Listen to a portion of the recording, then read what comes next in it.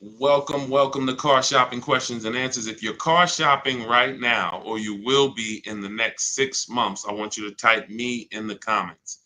If you are car shopping right now, or you will be in the next 6 months, type me in the comments. I'm here to talk to the people who are locked in, who care about their money for the next 30, 45 minutes about buying and leasing cars below market value. There's only three prices you can pay with any car. Market value, that's the price everyone pays. Negotiators pay market value. Above market value is people who just don't know how to negotiate at all, have no strategy. They're going to pay above market value.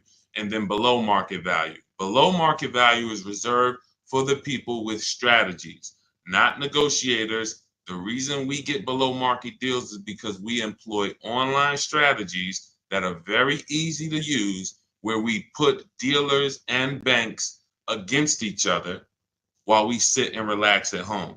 So start typing your questions. I do these live streams a couple days throughout the week to make sure you have all the answers you need to be able to buy, lease, and sell cars for the maximum money.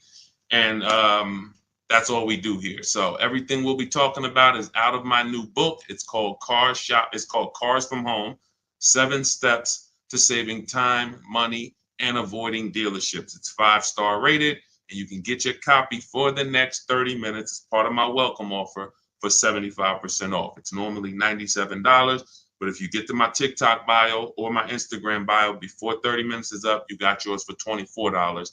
It'll be in your inbox in 2 or 3 minutes. I also have a comment on YouTube or in the Facebook comments for you to activate your 75% off. That's everything we'll be talking about today.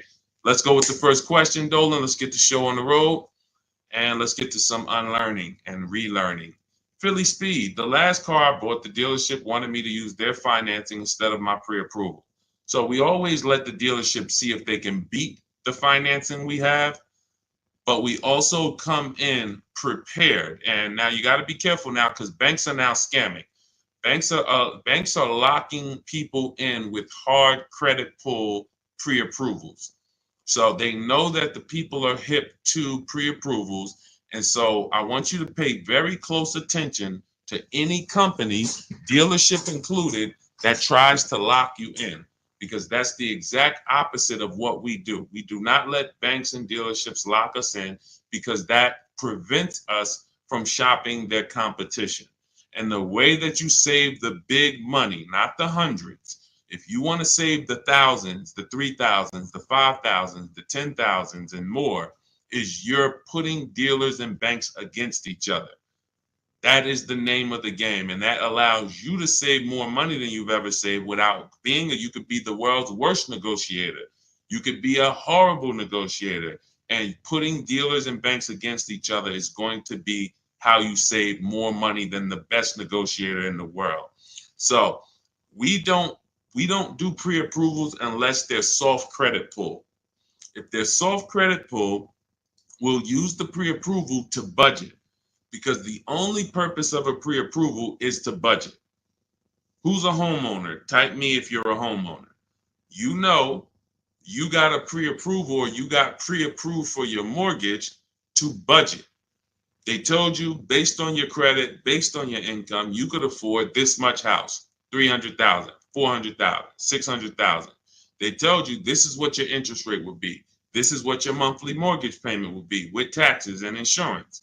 So the only purpose for pre-approvals is budgeting.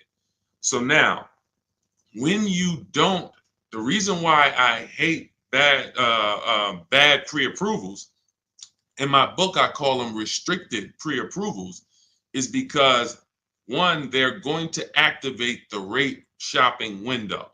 Thanks, Dawn. The rate shopping window is a period of time that the credit bureaus give you to let multiple banks and lenders access your credit with a hard pull to compete. So within a 14-day period, you can have 20 banks access your credit, give you their best rate, so that you know you got the best rate because you created competition. Now, once you activate the first hard pull, the clock starts ticking. The clock starts ticking. And when you start, even see, You think this is your bank. It's not your bank. You don't own it. We don't own these banks. These are for-profit companies. Just like somebody said to me the other day at the gym, hey, I went to my car dealer and they told me this. I said, you own a car dealership? He said, oh, no, I meant the dealership that sold me the car. Okay, use those words wisely because it's not your dealership and it's not your bank. These people would not even want to know you if you weren't giving them money. So now that you actually know the truth and you're aware of what that is, let's start putting these people against each other so you can find out that these people aren't truly your friend. So the way we do it, I have a strategy I call the bank bidding war. This is what the credit bureaus allow. Again, you can Google Experian rate shopping, and you'll see an entire blog post that Experian put together saying how they allow you to rate shop with the hard pull. And at the end of the window, as long as you have multiple lenders within that period of time, not multiple dealers, not dealers running your credit, lenders, independent lenders, banks, credit unions, you're fine. At the end of the window, it's going to weigh on your credit like one hard inquiry. So if one hard inquiry would have lowered your credit score 10 points, 20 hard inquiries are going to lower your credit score the same 10 points because they see you're shopping for your rate. You don't get penalized for being diligent. You get rewarded because they know if you're shopping for your rate, you care about the $2,000 and $3,000 and $5,000 in your loan that you could save by getting the best interest rate. So we do this after we find our car, Philly Speed, because once we find our car, first of all, let me say this one thing. We separate who we buy our car from who we get our loan from. These two different people, because whoever wins the bid gets our loan. Whoever wins the bid gets to sell us a car. It's not the same person. It's not the same companies. What's up, Sheila? Good to see you, Sheila. So this is so once we find the dealer who's going to sell us the car, they win the bid, used car, new car. We now lock that car up with a deposit. Now we come home, we do all our rate shopping online, banks, credit unions, online lenders. I have resources in my book where you have online credit unions. Let all these people compete. Then we call the dealer and we see if they can beat it. This is how we guarantee that we're not paying 7.2% interest when we could have been paying 5.9% interest. We're not paying 6.9 when we could have been paying 5.19. That's big money. And I know you haven't been taught that. You've been taught, oh, let me just focus on this, my monthly payment. That's one of the worst things you could do is being a payment shopper. Being a payment shopper, hey, give me the $400 a month for this car. We got a deal. That is one of the, and in fact, that's the first video I made on TikTok that really introduced me to the world. Is the worst thing you could do in a car dealership. Just say, get me to this payment, we got a deal. Payments they can manipulate. $400 a month on a loan is 5 years, $20,000 on a regular loan. There could be $30,000 on a lease, $35,000 depending on the car. On a lease, could be $18,000, $15,000 with bad credit. $400 a month. There's so many ways to get this $400 a month. So you don't want to be mixing these things. You want to separate your loan shopping from your car shopping. And it's easy when you're paying cash. Cash buyers don't make these mistakes. Cash buyers still overpay. They don't get, unless they're bidding, but they don't make the mistake of mixing their payments and thinking, wow, just because I got a good monthly payment means I got a good price on the car. Absolutely not. You could have a great monthly payment, but you paid a terrible price for the car. Two totally different things. That's why we separate them. Go ahead, Dolan. I see a lot of questions coming in. Let's go. We'll keep more coming. Let's go. You ever had bad? Okay, let's go to the next question. I don't even know what that means. I don't even know what that means. Go ahead, Dolan. Next question. Maybe there was a typo.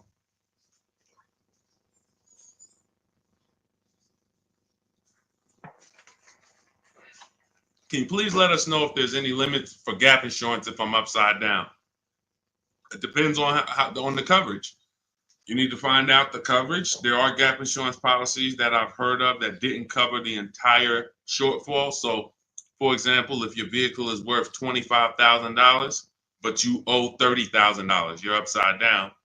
If your vehicle gets stolen and not found or totaled, you're going to owe money.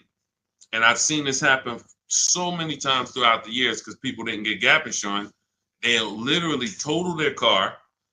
And then so now you got a horrible life event that happened. You got into a car accident, and then you get a bill. You get a bill, and people are like, wow, where did I get this bill from? And it's like, your car was only worth 25, but your loan was 30. So if you're driving around in a car that does not have, that's not worth what you owe, but you don't have gap insurance, you're exposed. Something happens to that car, not only are you going to lose the car, you got a bill coming to you. So what I always say is, you got to know when you're upside down. You got to know when to get gap insurance. And you also have to know you don't have to buy it from the dealership. You can call your insurance company, see if they sell it. You can Google insurance companies that sell gap. Usually you can find it for a cheaper price than what the dealership is going to charge. But some of the worst, it's insult to injury. It's not many things like losing your car and then getting a bill on top of that. That's almost as bad as like having a car that's breaking down and then you got to fix something on it, but you still have a car payment. So the car doesn't drive, transmission's out, but you still got to make a payment every month. It's like, those are two of the toughest things. So know when you need gap insurance. Don't skip that. That's not a smart decision at all. But then check the coverage too, because he's asking about coverage. Check how much coverage. Do you have $15,000 of coverage? When you get your gap insurance policy, ask how much is covered if, God forbid, the vehicle is totaled. Go ahead, Dolan. All right. Hey, what's up, MT? I'm in the market to lease my first Mercedes. I'm looking for an S580E. Make sure you get multiple offers. So let me give you an example of somebody who shops for a luxury car, gets multiple offers, and this was an electric BMW. Where's Teddy's deal? Teddy got a $73,000 BMW i4 M50. He got it for, he said he got 10 offers. Now, we use a process in my book, it's called the 25 to 5. When you're getting a new car or a lease, you're reaching out to new car dealerships. And the reason why the strategy is called the 25 to 5, because we're going to get 25, we're going to connect with 25 dealers online. Takes us 20 minutes. Using my email scripts, we're going to get 5 offers. So it's 25 connections, 5 offers, 25 to 5. Now, some people you'll see they've gotten more offers using the strategy. In Teddy's case, he said, I received 10 offers. I only used the scripts provided. Closed on a 2024 BMW, $73,000 MSRP, $856 a month. Now, here's what I always say, and Teddy is going to confirm this. When you properly shop multiple offers, you are going to see a wide range. If you shop the right way, your best offer should be $150 to $200 apart, at least that different. So your highest offer should be at least close to $200 apart from your best offer. And sometimes it's even more than that. So in Teddy's case, you can see the dealer's initial offer came at $937 using the counter offer calculator, which I have in my book. You get access to this calculator where we put all our offers in, and then it spits out the counter offers based on the best offer we received. He said I counted at $829. He came back at $856. That's where he closed the deal at. So $856, $73,000 vehicle. That's a 1.1% lease. The way you judge your leases is you divide the monthly payment into the total MSRP, and that gives you what the percentage is. So he got a 1.16% lease. But here's what's very important. My highest offer during this process from a different dealer was $1,123. $1,123, even after his counters. So when I tell you that 80% of dealers are overpriced, had he been inside that dealership that was $1,123 trying to negotiate, it would not have mattered how great of a negotiator he was. The $1,123 dealer is not coming down to $856 because the $1,123 dealer is an 80% dealer. They're not going to sell the car if they can't make a certain amount of money. And that's what the 80% do. They'll discount and say that's the best we can do. They're not lying to you, but it's not the best their competition is willing to do. So if you're in a dealership that's an 80% dealer, this is why I said at the beginning of the stream, negotiators lose all the time. Great negotiators who don't use a bidding system lose all the time. I don't care if you're in sales. You say, Deshaun, I've been in sales. I negotiate for a living. You lose all the time because there's no way for you to know the bottom of a vehicle. You don't know, is the bottom 7,000 off? Is it 3,000 off? Is it 15,000 off? What's the bottom? And the only way for you to know the bottom is to get multiple offers from multiple dealers and see the one who gives you the best offer. That's what confirms what the bottom is. So this is what you do. If you're talking about leasing an S580, this is what you do. You get multiple offers. On an S580 $100,000 car, you should see a $400 swing from your best offer to your worst offer. You might see $1,100 a month and you might see $1,500 a month from one dealer. That is from a different dealer. That's how different it is. Now, if you want to call around and try to get the quotes yourself by the phone, you can do that. We don't do that. We use email because I believe that most people don't like talking to car dealerships. Believe it or not, there are some people who do, and God bless them. Go ahead, do your thing if that's you. Start calling around. But if you're like, you just want to be able to copy and paste and use emails, that is all in my digital book, Cars from Home, 7 Steps to Saving Time, Money, and Avoiding Dealerships. It's already 5-star rated. Thank you to everybody who's taken the time to write a review about the book. This is one that we got the other day. Marguerite, I started pulling these up. This book is a must if you're thinking of getting a new or used car. So much has changed in the process since I bought my car 40 years ago. Think of it as a workbook. Even though you finish the book, you'll refer back to it several times. This is another one that I snatched. Deshaun AutoAdvisor book, Leave Nothing to Chance from A to Z. He covers every aspect of car research, acquisition. I use the step-by-step approach from securing financing first to better understanding what I could realistically afford. Researched several vehicles, which led to the certified pre-owned. I reviewed my car specs, model years. See, what he's doing is he's walking you through the process I walked him through. That's what it is. It's a process. So when you get Cars from Home, my digital book, you now have a process for getting below market leases, process for getting below market car deals, a process for selling your lease instead of returning it to dealers and they go and sell your lease and make $2,000, $3,000, $4,000 and you didn't even know you could sell leases. You sitting here like, man, I didn't even know you could sell a lease. How much has that cost you? Let me ask you a question.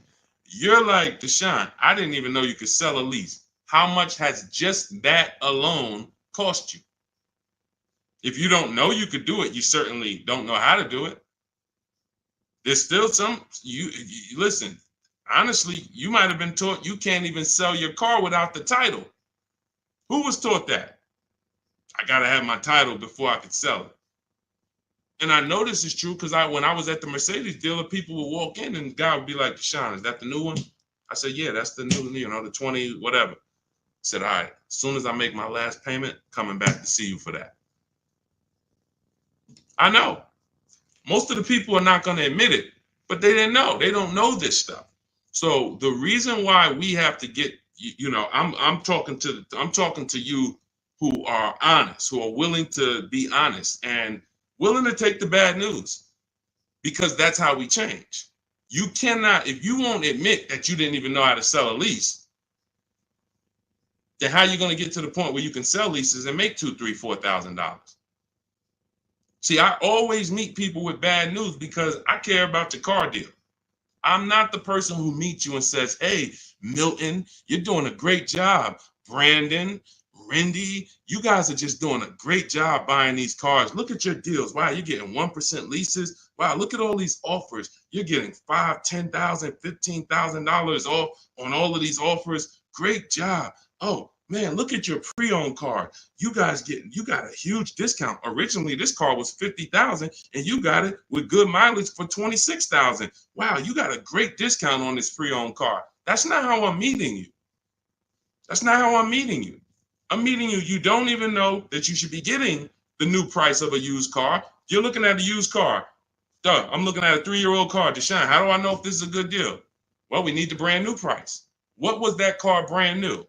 Was it 50? Hey, when I was looking at my Infinity truck, I was buying an Infinity truck 2 years ago. I was looking at 4 white ones. 4 white ones. They were between $30,000 and $32,000. Now, most people would have just said, oh, well, let me pick the best one. Close my eyes, did a roulette, and they would have got in trouble. Why? Because I know, which is what I teach you in my book and what I teach in these streams, you have to get the new price. So now I get the new price and I find out one of the vehicles brand new was 46, one was 48, one was 52, and one was 54. Brand new. So all of those cars, when they were 30 to 32, they look similar. Oh, they look so close in price. But once I understand that, oh, this one was 46. That one has $8,000 more equipment in it. The price became far. It became clear what value was the best.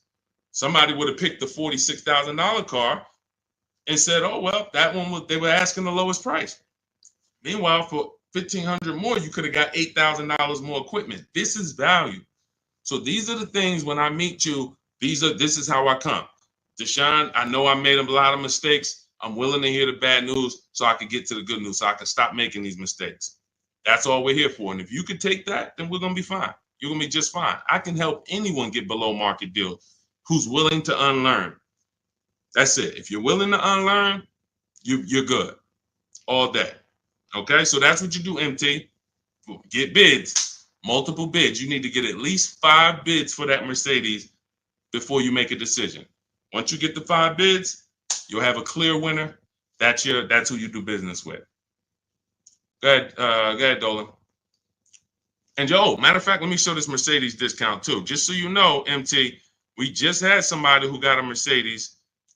And just so you know how much money is in there, you got to zoom in on this. But this was a $79,000 Mercedes electric one, just like the one you're talking about getting, except this is an EQE. And Milligan got $27,000 off. That's 20. Let me put that back on the screen. If you're on Instagram, if you're on YouTube, you can see this. $27,000 off. So I don't want you going in there thinking that, hey, if I could get $5,000 off, that sounds like a deal to me. Well, unless you get multiple offers, or you could leave a lot of money on the table, you'll end up overpaying by like $15,000, $20,000 and never know it. Go ahead, Dolan, shoot that next one up. All right, welcome to the new people who just jumped on. This is Car Shopping Questions and Answers. We're doing rapid fire Q&A. Any car question, throw it up, type it up. Dolan will pull it into the screen. And shout out to the people who have liked the broadcast. Hit that like button.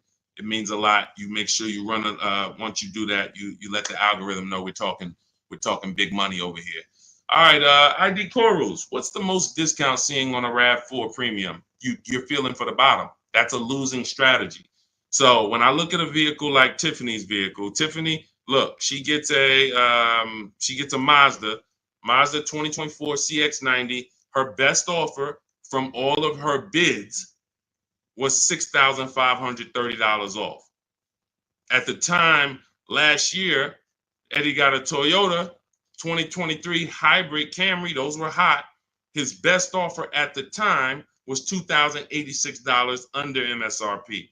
That was a time when people were still charging over MSRP for some of these hybrids and some of these Camrys. So you don't know what your offer is going to be. I wish I could tell you that, hey, a Jeep Grand Cherokee, if you get $7,000 off, that's the bottom.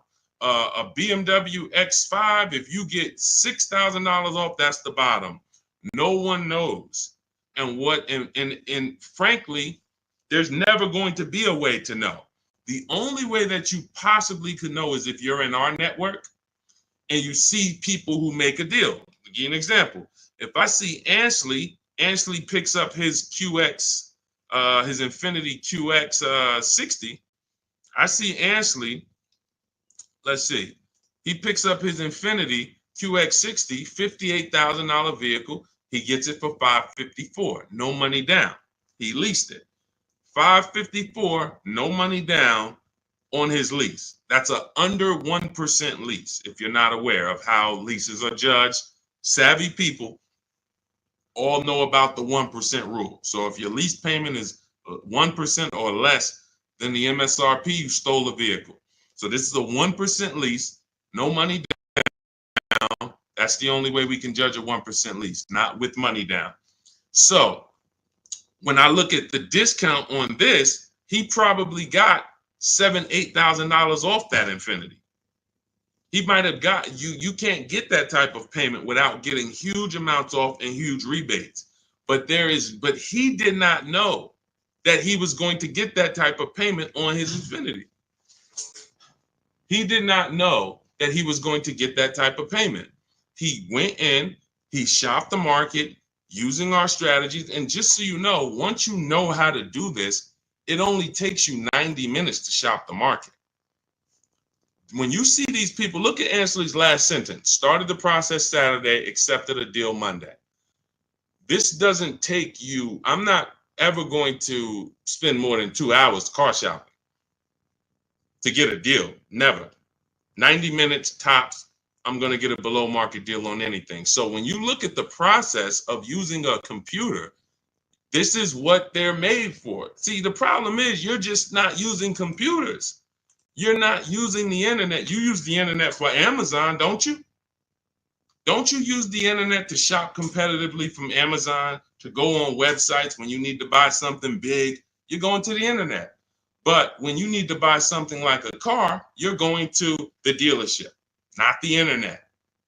When every dealership in America has a website that you could be reaching out to them and making them compete. But no one knows what the below market deal is going to be, Cora. It's just ID corals. There's no way to know. We have people who, you saw Milligan, her below market deal was $27,000. It depends on the vehicle. That was an electric Mercedes. Sean's below market deal on a F-150 Lightning that he got was $20,000 off. Where's his deal? Look, Kimberly, she got a Maserati. That particular Maserati, the below market deal was $20,000 off. But as I said, Sean, $20,000 off. But Tiffany was $6,500 off. So when you see on the Mazda, so it's different for every vehicle. You have to understand that. And there's no way for you guys to know that. Unless you're in our group and then you see somebody get a car that you want and you're like, wow, if he just got 20 and he did that work, then I know the below market deal is 20. Let me go get it. But you still got to send your offers out. But there's no way to know. And when you try to guess, you get in trouble. That's what negotiators do. That's what negotiators do. They'd be like, all right, I feel like I got 7,000 off this. I think I did good. What if you could have got 12? What if you could have got 17? You're not doing good. All right, go ahead, Dolan. Absolutely applies to used cars. Our system in my book, somebody said, does this apply to used cars?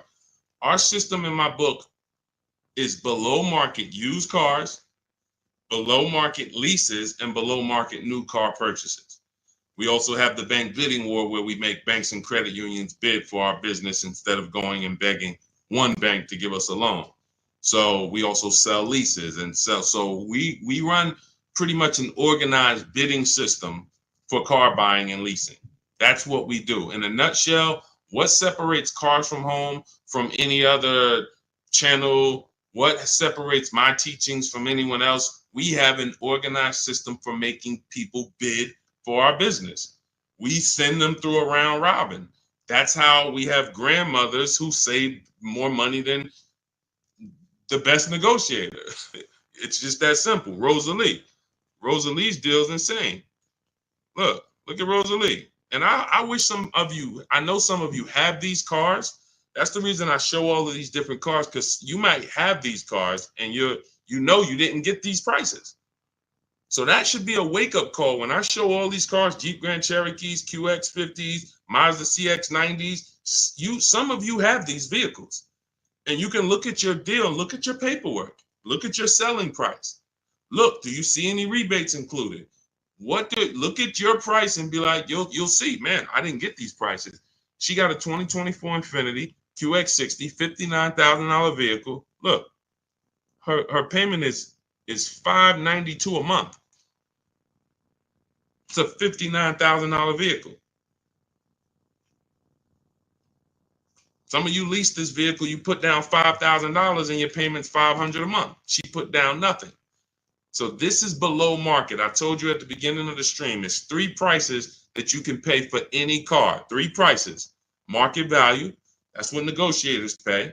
Above market value, that's for people with no strategy pay. Can't negotiate, no strategy. Just please, just get it over with. Tell me what it costs. They're paying above market value. And then below market value. Below market value is reserved for the people who know how to make people bid and compete for their business. Okay. All right, go ahead. Every time you get a hard pull on your credit, it brings down your credit score. That's why you want to mix them with, you want to have, all right. So first of all, you want to understand that this is called the bank bidding war. And this is an organized process that we created based on what the credit bureaus allow. The credit bureaus allow you to have multiple banks and lenders access your credit within a certain period of time, and it will show as one hard inquiry on your score. You'll see the inquiries, but the score, where one inquiry might drop your score 10 points, you could have 20 inquiries, but it's still going to be the same 10 points. And you can Google very simply, go to Google, type in Experian, which is a credit bureau, rate shopping. And you'll see the article that Experian themselves wrote telling you how you can rate shop. Banks don't want you to know this. Dealerships don't want you to know this, but we do this. So this isn't something that's new to us. It may be brand new to you, but think about that. If you are letting a lender lock you in to one offer, that means you're not shopping your interest rate. If you're going to Navy Federal because you're so gung-ho and super chummy with Navy Federal, but you're not letting anyone else compete against them, then you're not getting the best interest rate you could be getting. You certainly don't know it. You think because, oh, Navy Federal, they're my credit union, they would never charge me a higher interest rate than someone else would. Who said that? Their goal is to make money. So we use a strategy that is allowed by the banks, by the credit union, by the credit bureaus, and most people don't know about it. That's fine. Most people don't know anything about what I'm talking about. So everything that we're talking about here, most people don't know about selling leases. Most people don't know about getting bids for their cars instead of trading. Most people don't know about sitting online and contacting 20 dealers to get a lease quote using online scripts, emailing only to get 5 offers.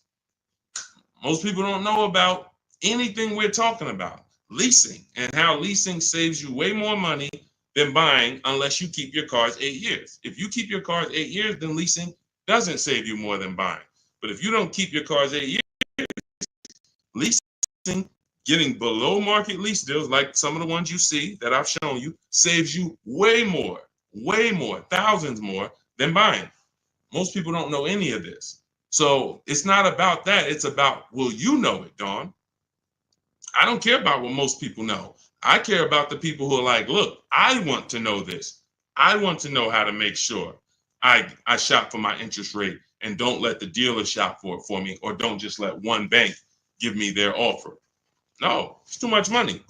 You know the difference between, and I want to pull this up, the difference in interest between on a $40,000 loan, $40K loan, what's the difference in interest from, let's say, 5.9 to 7.9%? Because we're so busy talking about the money on the car, but we totally overlook the money in the loan. And we don't. So when in my process, those of you who have my book, you know the bank bidding war. You know we're taking shopping at home for our loan just as serious as we're taking getting the best price for our car. So look, on a loan period, 5-year loan, interest paid on a 5.9%, 5.9%, hold on, interest paid at 5.9 is 15.8, difference is 4,000, positive comparison, and interest cost $40,000 loan over 3 years and 5 years. $11,000 in interest? That can't be right. Interest paid is that can't be right. Hold on.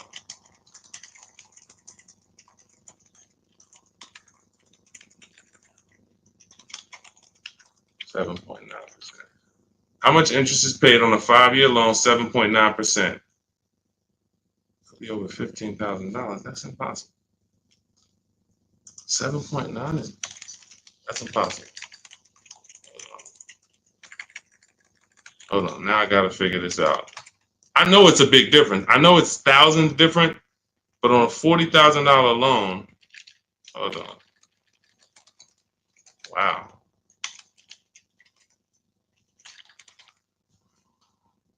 All right. So if I put in a $40,000 loan, 60 months,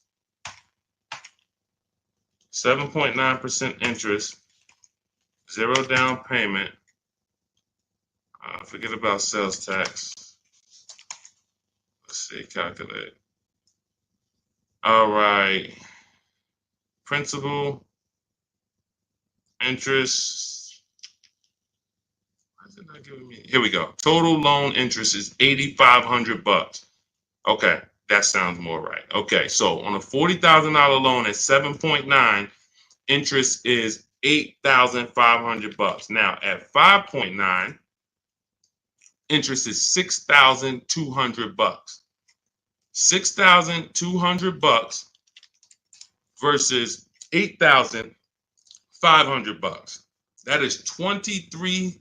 $2,300 from 7.9 to 5.9. So when Navy Federal gives you a 7.9% rate and you're just like, oh, well, I guess I'll just take it. That's my credit union. And you're not shopping them. You're giving them money without even trying. And everything we do is quick, simple from home. But you need to understand how much money you have given to these banks and dealerships by just not making them compete. You're not just magically getting big money off and saving all this money. That's just not, it's too much money in car deals. Go ahead, Dolan.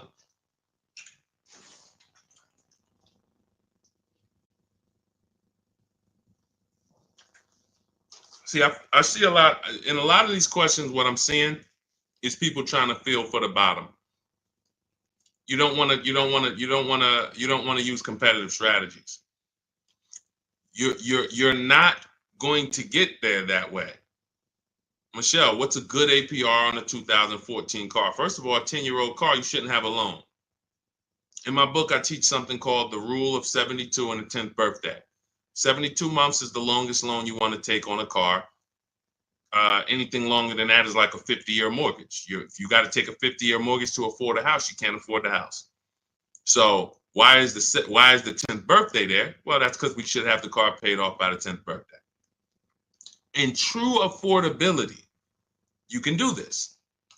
If you can truly afford a car, you can do this. You can get a car on a 6-year loan that has a payment that you can pay off by the time the car turns 10. You know who can do this? People who are buying cars they can't afford. People who want to get the Dodge Hellcat or the Dodge Demon and they can't afford the $70,000. So they're going to get one that's a 2017 with 90,000 miles on it, and they're going to pay $15,000 for it, $15,000. But the car is crap. Car's crap, $18,000, $20,000, but it's crap. Cars hasn't been taken care of, and they're going to take out a 6-year loan on it. So they're going to take out a 6-year loan on a car that is already old with high mileage.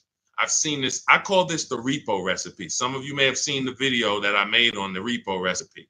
The repo recipe created the rule of 72 and the 10th birthday, where I started looking and saying, by far, the amount of people I see losing cars to repossessions are people with loans on older cars. They own loans on older cars that instead of getting a nice, smaller, maybe less socially impressive used car, they want to get something that looks better, has more amenities to them, as more in a class of luxury.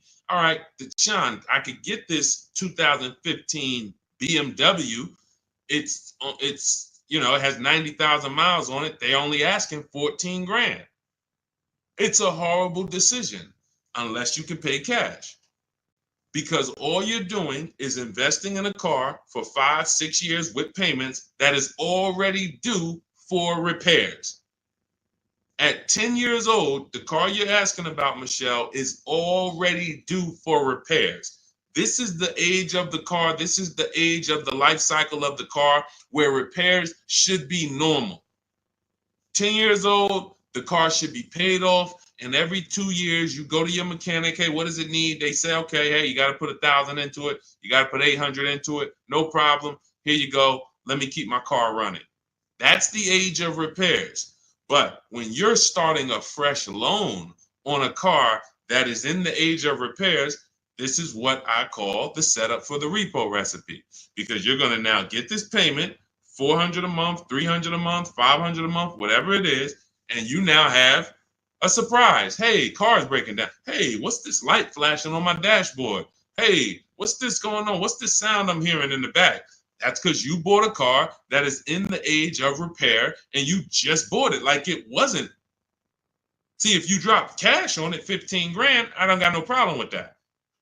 Because now you're going to say, all right, Deshaun, I bought an older car, paid it off, but I'm going to put some money to the side just in case things go wrong. Perfect. But when you're making your car payment and you're paying your insurance and you're putting gas in the car and you have to do an oil change, and then something breaks and it costs you $2,000, you're gonna see the repo recipe, because you're gonna be like, wow. And God forbid something major happens, like the transmission goes, or a head gasket goes, or the engine goes.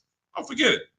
Now you're sitting there with a $400 payment on a 10-year-old car that literally you still owe $16,000 on, and it doesn't even drive. You need an engine. Happens all the time. I've been seeing it happen since 2006 when I got in the car business. And what's the reason? Older cars, long loans. Let's get these older cars, instead of being frugal and saying, all right, I could afford $300 a month. Let me go get an inexpensive, smaller used car that I can get something that's 5 or 6 years old, where it'll take care of me. It's not going to have all the bells and whistles because I don't have the budget for that, but it is going to be dependable. It is going to get me from point A to point B. It will allow me, it won't surprise me. I'm not going to come out one day to go to work and the car is broken down on me. Now I'm calling out of work and I got to call a tow truck and all of this stuff you're going to have with this 2014. So these are the things that I speak to my family about, to my friends when I was in the car business. These are the things that I would speak to people about, Michelle. A loan on a 2014 is a horrible idea. I can't even tell you what a good APR would be, but if you had said what's a good APR on a 2020, I can tell you we need to bid that out. We don't know what a good APR is. Is it 5? Is it 4.9? Do they have a special interest rate, 1.9? What's the best we're going to get? We're going to put it through a bank bidding war process, and we'll see. That's it. But a 2014, that's just too old of a car to have a loan on. Go ahead, Dolan. Everything I'm teaching is inside my new digital book. If you want the entire blueprint of everything that people like Pierre have used, people like Zafrina have used to get these below market deals, Teddy, people like Jared, look, Greg, some of you know Greg, he got his EV6 Kia, $56,000 vehicle, $527 a month.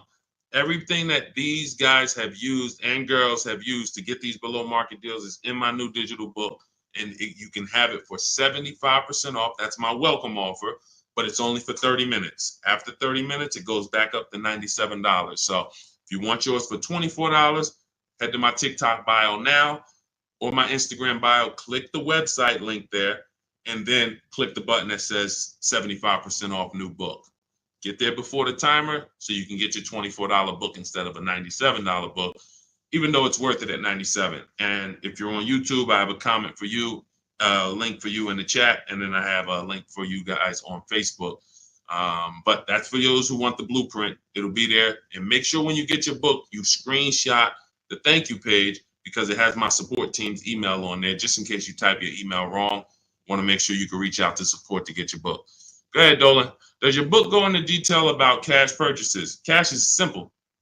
It's just simple. You're using one step of the bidding process. If you don't have a car to replace, then you're using one step. If you have a car to replace, then you still be doing the equity assessment to sell your old car. You just wouldn't need the bank bidding war because you're not financing. But for sure, if you use you'd be using the same process that Milligan used. Milligan used to save $27,000 off her car. Pierre, he got his pre-owned Mazda. He got 20% off certified pre-owned CX-5. Used the perfect budget calculator.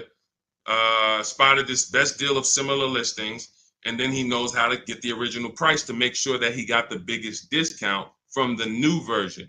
Somebody like Vincent. Vincent gets a Lincoln. He wanted to get what I like about Vincent is he got more discount than he went in to get. I can't even see all of these people. Here we go. Vincent, he said, I bought a 3-year-old Lincoln Corsair under 45,000 miles. He targeted to get 30 to 35% off original MSRP using the multiple marketplace strategy in my book. He got a 43% off MSRP, original MSRP. See, that original MSRP, that's different language. That's language that you should be using when you buy a pre-owned car. There's no pre-owned car that you should be buying from this day forward, and the original MSRP is not in your language. It just makes no sense. How do you know what the price is if the price you're paying is good or not? What are you basing it off of? Market value? What the other ones are listed at all? That doesn't matter. What matters is how much was that car originally? 60,000? Okay, now they're offering it for 30. It's 50% off. How much was this car originally? 52? Now they're offering it for 30. Okay, what's the better discount? That's what matters with a used car when it comes to getting the best price. Now, that has nothing to do with getting a quality car. We have different steps we take to get a quality car. You got to get it. You have to check the Carfax. You have to look at the title. We don't want salvage title. We don't want frame damage. We don't want rebuilt titles. We don't want rentals. So you're checking the title. We're looking at accident history. We're looking at service records. We're checking to make sure that there's no bad data on that vehicle. It doesn't have electric problems, doesn't have software problems. We do all of this in literally 15 minutes. That's our steps for making sure we don't get a bad used car. But when it comes to pricing, you must know the original MSRP, or you can't, nothing else matters when it comes to used car pricing. So that's all in my new book. Grab your copy. You'll have the entire blueprint for how we do this. Go ahead, Dolan.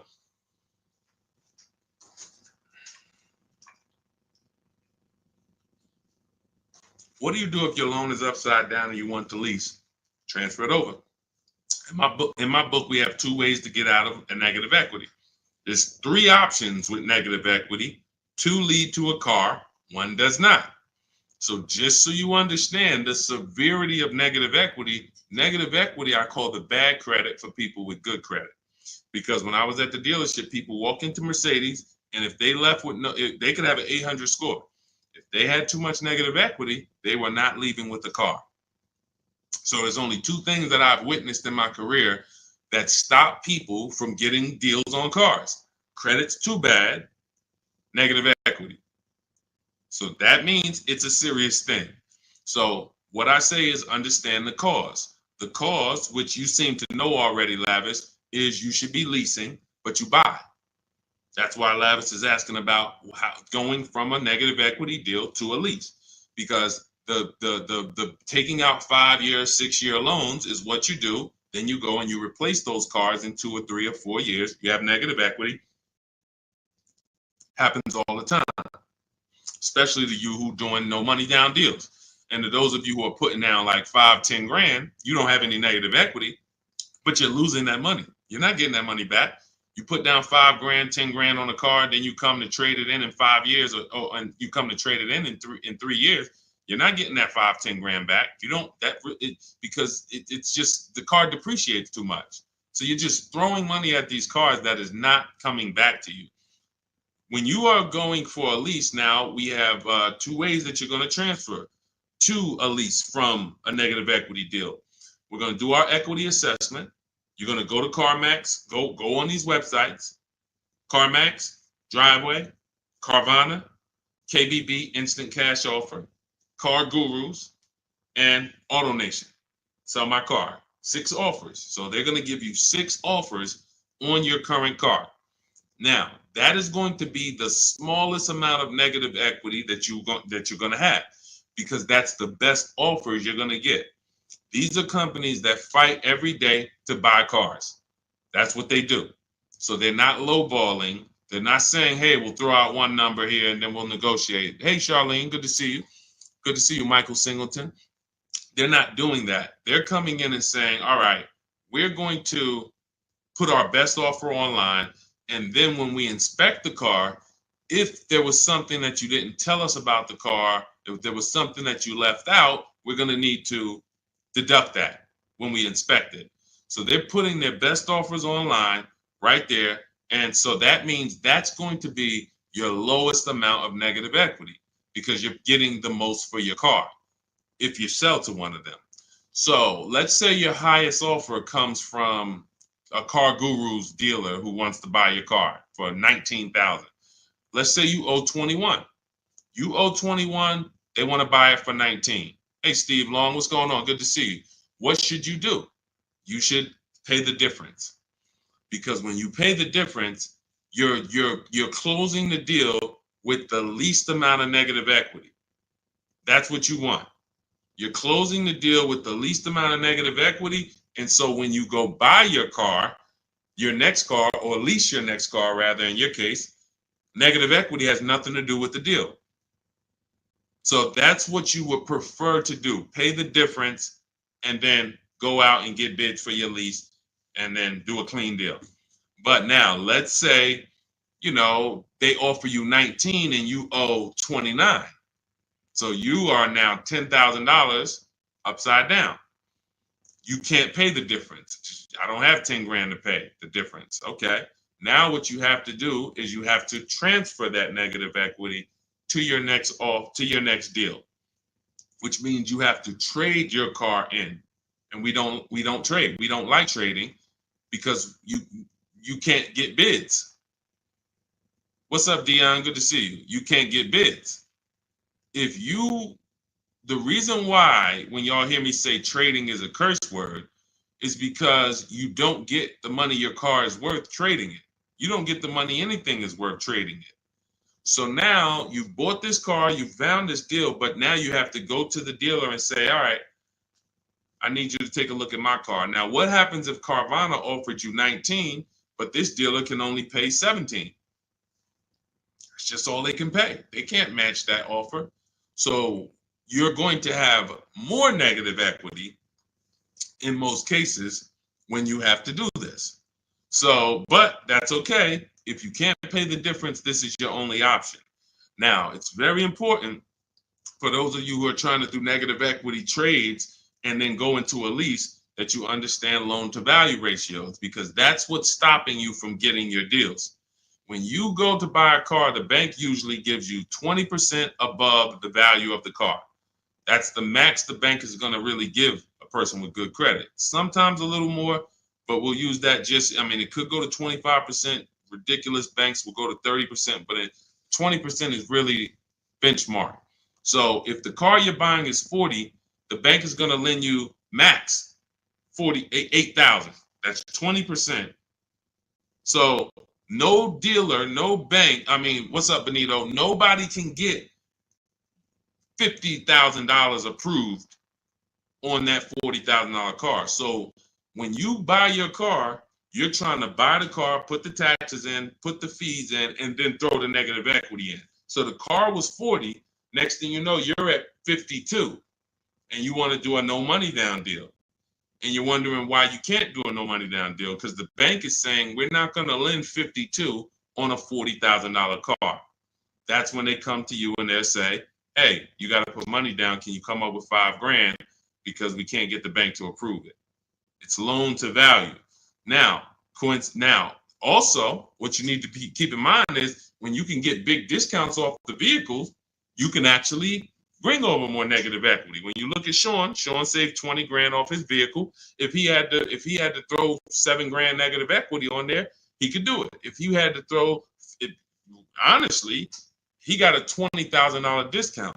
If he had to throw 20 grand of negative equity on here, he could do it. Payment's going to be high, but he could do it. It wouldn't affect the loan to value ratios because he got a huge discount off the vehicle. We talked about Tiffany. She got $6,500 off of her vehicle, her Mazda CX-90. If she wanted to slap $7,000 of negative equity on top of this deal, she could do it because she got a big discount. And the bank says, well, we're basing the loan off 44, not the fact you bought it for 36, 38. You got a big discount, but that we don't care about that. We're looking at 44 and we'll lend up to 51 or whatever. So if she gets $7,000 off and she wants to throw $7,000 negative equity, the bank's going to say, that's fine, no problem. So it has a lot, it has a lot to do with how much negative equity you have, and also what is the vehicle you're getting and how much discount did you get off that vehicle. That's what matters. So make sure you understand what's causing negative equity, which is for you. So because, like I said, Lavish seems to understand she's going into a lease, but the cause for negative equity is buying cars when you should be leasing. Very simple. Yeah, Bella, that's a $7,500 rebate, and that's not the only thing you should be thinking about. Like, you want to look at what discount can you get in addition to the $7,500 rebate. That's how we have people that are saving, $15,000, $10,000, $20,000. They're getting the rebates for the electric vehicles, but they're also getting huge discounts from the dealers that are winning the bid. Go ahead, Dolan, shoot the next one out. Okay, all of this is in my new digital book. It's called Cars from Home, 7 Steps to Saving Time, Money, and Avoiding Dealerships. This is the blueprint. This is 14 years of car business experience with Mercedes, with General Motors, and running my own brokerage and teaching thousands of people online how to get these below market deals and using a system. We don't wing it. It's not an accident. It's not like, oh, I hope this works. This is a particular set of things you do online to make dealers and banks bid, and success is guaranteed. If you trust my process and forget about your old way of no process, you will be fine. The success is guaranteed. So as part of my welcome offer, you can get the book for 75% off. It's normally $97 because it's worth every penny. I didn't want to price the book like it was a regular book because it's not. So it's normally $97, but for 30 minutes, you can get your copy for 75% off as long as you get to my TikTok bio, click the picture of me before 30 minutes is up. The welcome offer is only 30 minutes, then the price goes back up to $97. So you can go to my TikTok bio, go to my Instagram bio, click the website. You can go to the comment section on YouTube or the comment section on Facebook. Click the link and get your 75% off. But make sure when you get your book, you screenshot the thank you page, because it has the link right there to open the book. And then I also email you a copy, but sometimes you'll type your email in incorrectly and we can't email it. So you'll have my support team's email just in case. Is Capital One a good option to finance a car? We get bids. We spent a lot of time. You must have just jumped on, Jen. We get bids. There is no bank that is giving you the lowest rate. If a bank always gave you the lowest rate, they would be out of business. So when we consider what lenders, why do you think there's people in the money business? There are people in the money business. They don't care if you buy a car. I see you, Genome Hamilton. We'll get to you. Get that question from Genome on Facebook, Dolan, next. So why do you think there's people who are in the loan business? They don't sell cars. Banks don't sell cars, they sell money. So when you just see the overpaying, I told you guys, it's 3 prices you can pay for anything you get: market value, above market value, below market value. That means you can get a market value loan. That's the average. You can get an above market value loan, which is above average, 2-3 points higher than what you could have got just because you were lazy. Now you're paying not 8.2%, but you should have been paying 5.7%. But you just didn't bother. You just said, okay, I guess this is it. But below market deals come from competitive offers called bids. So when you are when Capital One should be a bank that you get a bid from, Navy Federal, Bank of America, Community Credit Union, Lightstream, everyone and anyone should be in the bank bidding war, because the more the better. So when you get my book, you get the bank bidding war blueprint. For those, every time you're going to finance a car, you would use that process to make banks and credit unions bid for your business, so that you guarantee you got the lowest rate. You don't drive off hoping you got the lowest rate when you didn't even make anyone shop. How would you have the lowest rate? There was no competition. We cannot get money off when there's no competition. The big money, the thousands of dollars off that you're seeing, is reserved for competition. This is reserved for people who make people compete for their business. That's what the big money is reserved for. Look, 4 days of leasing like a boss. Started with a Kia Telluride EX. That was my first choice. 15,000 mile a year lease, range from 642 to 753. Moved to Honda Pilot EX. All-wheel drive is choice B. Got quotes between 616 and 719 after contacting every dealer in North Carolina. We do this totally online, so Melissa's talking about the entire online process.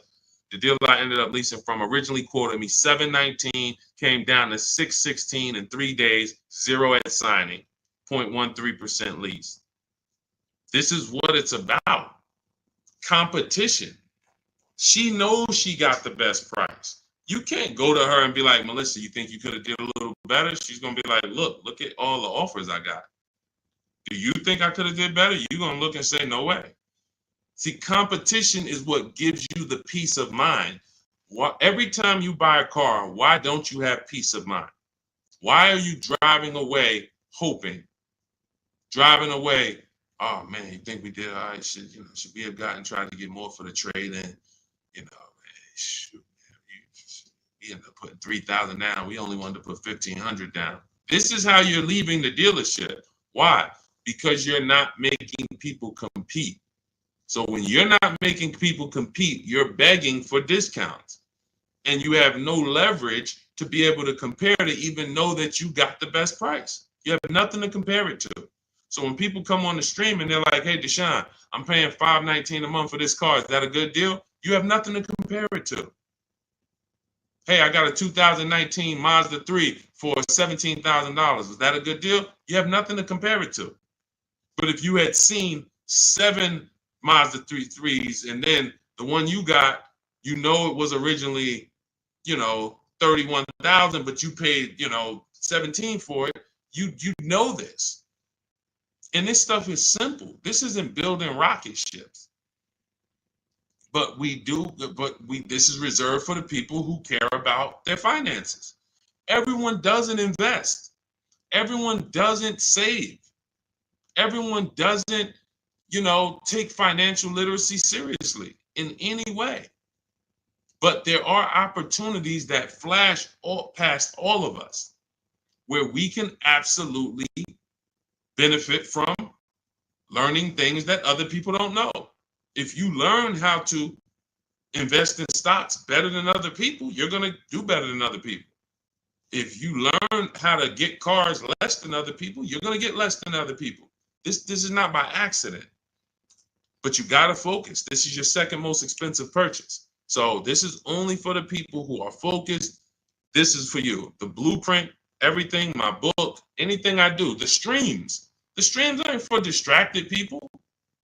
We can't do nothing with distracted. There's people on here right now that got me on one channel, playing video games on the other channel, and then eating with another hand. And they think it's hard to win like that. And we're going to talk about a $30,000, $40,000, $50,000 transaction, and you're not even really focused. So I want the people who are focused to understand your success is guaranteed. Just by being locked in, your success is guaranteed. Because we have a process that you can trust that you no longer have to wing this car buying thing. I've been in this thing since 2006. Car buying is very predictable. New cars, used cars, leases. There is nothing a car salesman is going to say or type to me or send to me in an email or send to my people that I haven't seen before. I used to have to send those same emails, copy and paste them. It's so predictable. So once you understand that, you'll understand why we're able to get these deals. All we're doing is putting people against each other. Simplest terms. Simplest terms. But we do have some advanced stuff when it comes to leasing versus buying. Obviously, this is more advanced teaching that people don't understand. But getting the money off, it's competition. Competition. Go ahead, Dolan. Shoot the next one in. Jerome Hamilton, if I get a GM employee discount, can I get a better lease? Who knows if they're going to really give it to you? See, the problem is when you walk in and say, hey, I got a General Motors discount. All right, here, let me work you up these numbers. All right, it's $601 a month with $2,000 down. Oh, that's the GM price? Yeah, that's the GM price. How do you know that? How do you know the GM price? How do you know it's not $3,000 in rebates that I'm holding back? How do you know it's not $3,000 in rebates and I'm only giving you $1,000 of it? Here, hey, I also we have $1,000 rebate. I also put in there for you. Oh yeah, you did with the GM pricing? Yep. You don't know. You don't know. So no matter whether we get X plan, GM deal, Mercedes fleet, does not matter. Multiple offers, because when you get multiple offers, what you're going to see is that some people are not going to give you the GM discount. And some people are not going to give you the rebates. They're just not going to do it. It's in their DNA. An 80% dealer is going to try to make everything they can make. I'm not giving this guy the $2,000 rebate. Wow, come on, I'll sell his car to somebody else. So now you're going to deal with an 80% dealer and hope you can get a deal. No. Once you see the 20% that says, here's your GM discount, and here's a $3,000 rebate, and here's the price, and then you compare it to the others, you're going to see, oh, those guys were trying to get over on me. Of course, that's what they do. That's what they do. 100%. Go ahead, Dolan. We always get bids. Doesn't matter. You can't trust anybody to give you a price and give you all the rebates and give you the hidden money like they're your friend. That's just not going to happen. If they rather make the $5,000 themselves, why am I volunteering money that you're not even asking for? You came in and you asked for a GM discount. I'm giving that to you, maybe. But you didn't ask me about these rebates. You didn't ask me about, I don't need to volunteer this. This is how they look at it. So many times you get in there, you go, oh, give me the invoice price. Can you give me the invoice price? We got a deal. Man, if half these people that I've shown you on this stream had accepted invoice price, they'd be looking at these prices that they paid and saying, why the heck did I pay that price? Invoice price means nothing. What if you got a $7,000 rebate, $15,000 rebate on some of these vehicles? What if you got a $4,000 rebate? Invoice price has nothing to do with rebates. So now, all right, I'll take off $2,500 to get you the invoice, but what about, that's it? You happy with that? Yeah, that's all I want. My father told me get the invoice price and I got a good deal. All right, your father was sadly misinformed. Unfortunately, thank you. I'm gonna take a vacation on this commission and we just made $7,000 on you. My cut is probably $1,200. I got a nice pay. Thank you. Thanks to your dad too. It's a good guy. Good guy. Keep following his advice. This is how it goes. Unfortunately, these people are not your friends. And as a former car salesman, I keep it straight. I keep it straight because unfortunately, most people on here, you just I'm going to my car dealer. These people are not your friends. You invite Charlie over to barbecues. Charlie is my friend. He's been selling me cars for 20 years. Sold my dad cars. Once you start making him compete, next time you buy a car, lease a car, say, hey, Charlie, look, I'm going to get a number from you, but I'm also going to get numbers from a couple other dealers. Hey, what you mean? Watch Charlie get mad. Watch Charlie get mad. What you mean? What, you don't trust me? I've been doing business with you for 20, 30 years. Yeah, but I want you to actually, I just want to, this guy Deshaun told me I need to shop around, always make sure, because it's a lot of money I could be leaving on the table. Oh, man, come on, man. See, that's a person that never wanted to compete. He would rather come to your barbecues, be friends with you so that you don't make him compete. Because the minute you start making dealers compete, you're going to see how much money you've been losing. That's the only way. It's the only way. You start making these dealers compete, you're going to see, dang, I've been overpaying. Some people right now getting phone calls right now. Hey, come on in. We're going to upgrade your lease. Good news. We're going to keep your payment around the same price. Who's getting these phone calls? Who's getting these phone calls? Good news. I can get you out of your lease right now and get you into a new lease about the same payment. Who's getting those phone calls?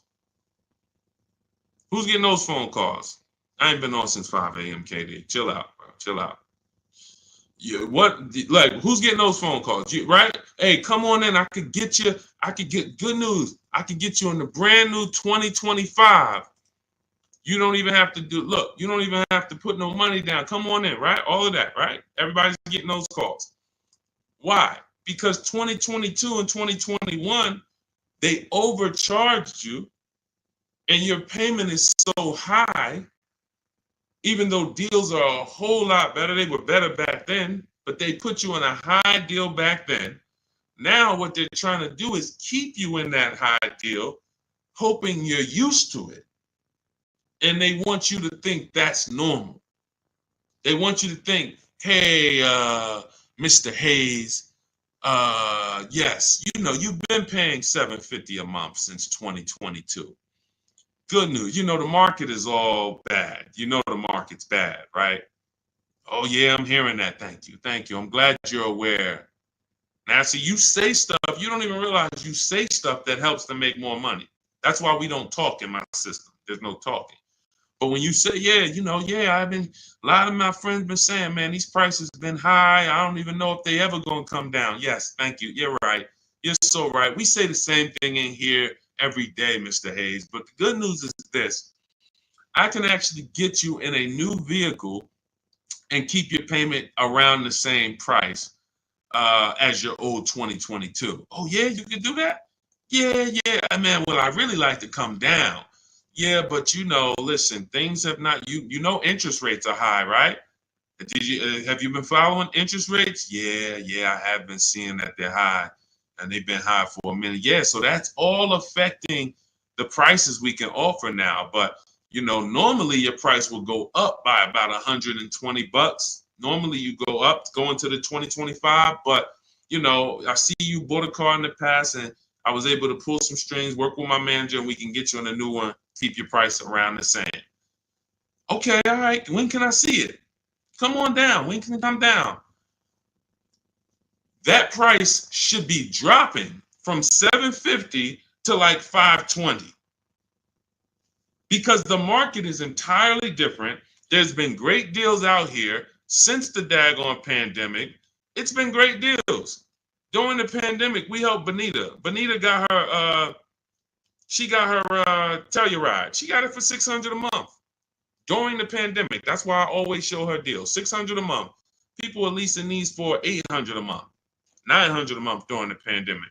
This was 2022 when people were leaving out of the dealerships with axes in their heads. Couldn't believe how high they were paying. She believed $600 a month, her dream vehicle. So these deals have been out here.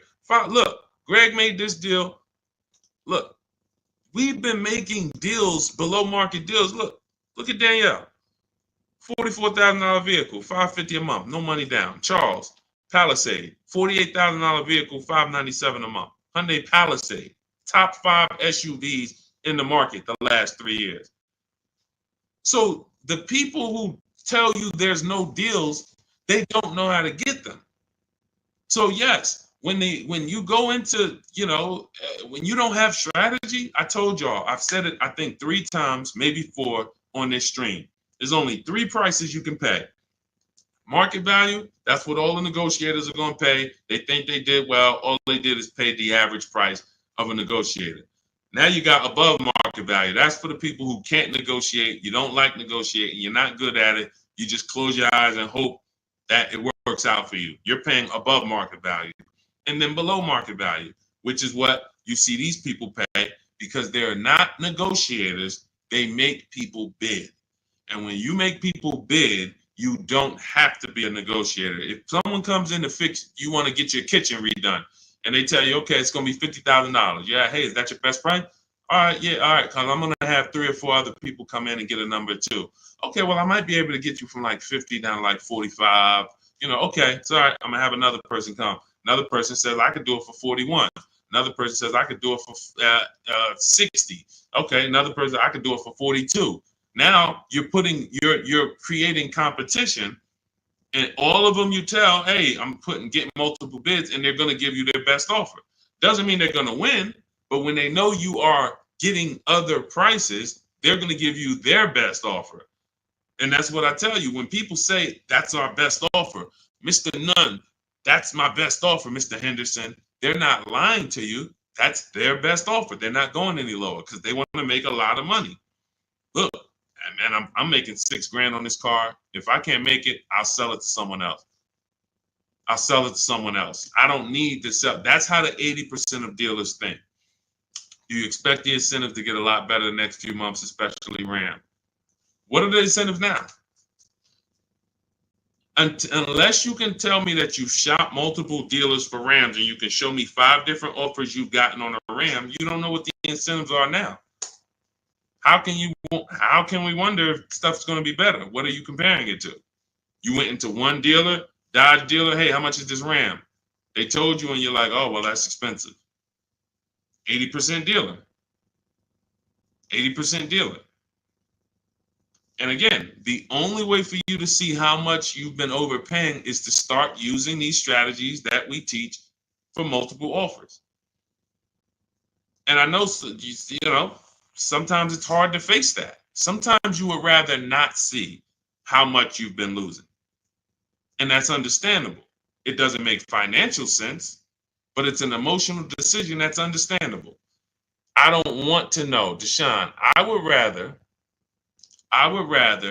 keep shopping the way I've been shopping and save no money or the same money rather than shop the new way and then see that the old way was costing me tens of thousands of dollars.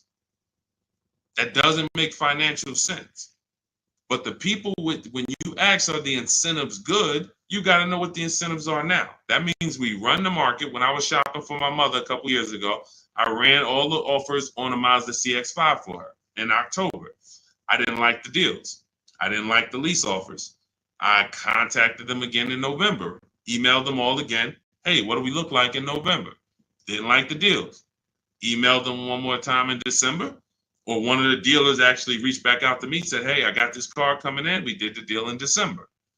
That is keeping track of incentives. That's monitoring programs. If I shop the Ram right now, it'll take me no more than 60 minutes to get literally 5 to 7 offers on Ram. Using my system, the 25 to 5 strategy in my book, I go into the book, I literally use my scripts, and in 60 minutes, 90 minutes, I'll have 5, 7 offers on Rams. That's just how it works. So now I'm able to look and see, all right, what type of discounts are they offering? What are the incentives? What are the programs? Do I like them? Do I not? All right, let me check back let me check back next month. Let me see if there's any new incentives. So that's the way it works. That's the way you move the market. We have to be able to monitor what the deals are. But I see, unfortunately, there's a lot of you who you want to try to fill for the bottom. That's just what you've been trained to do. It's a losing strategy.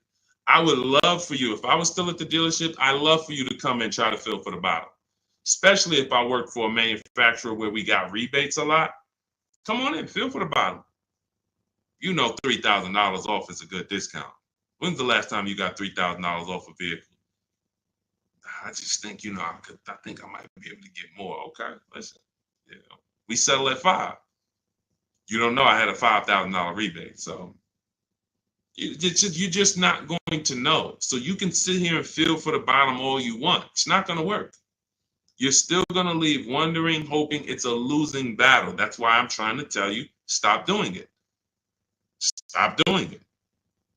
You're asking, okay, what's a good interest rate for this vehicle? You're trying to feel for the bottom instead of sitting at home the way my book teaches you and making people bid and come to you and have all of these people begging for you to do business with them. Oh, how much discount should I be getting off of a Toyota Camry? Feeling for the bottom. Instead of sitting at home, contacting 25 dealers online, using my strategies, using my scripts, and saying, okay, now I got 7 offers on a Toyota. Oh, I see the biggest one is giving me 5,000 off. Okay, that's the market. That's the below market.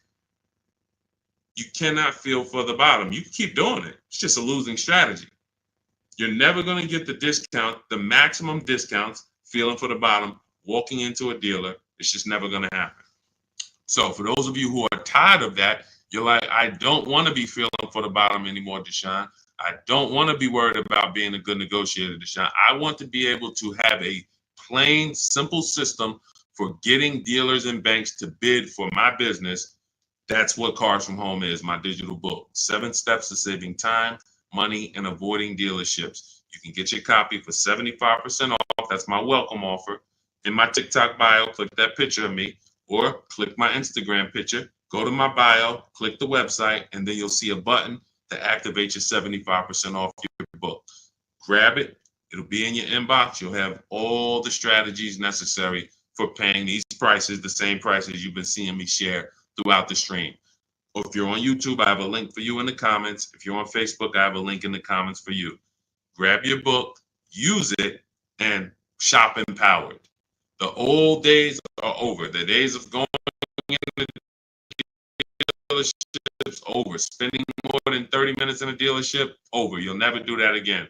Begging for discounts, over. Not knowing what to say, hoping, oh man, they told me don't tell them I had a trade. All of this garbage that they've been none of this stuff works because you're not employing competition. So all of those days of that's over. Watching social media videos, all right, man, let me try to remember this. All of that is over because we have the blueprint. It's already 5-star rated. You can Google it. Thank you to everybody who's reviewed the book on Goodreads. We appreciate you. We couldn't get to this many reviews and a 5-star rating without you guys taking the time to rate the book and review it.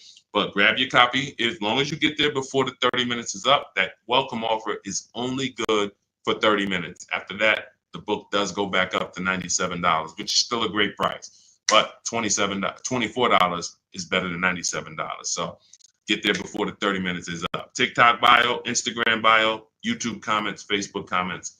Use the book and go win. All right? Unlearn everything you've been taught. That's the key. Leave everything you've been taught at the door. Trust this process. Success is guaranteed. All right? God bless you. I'll see you on the next stream.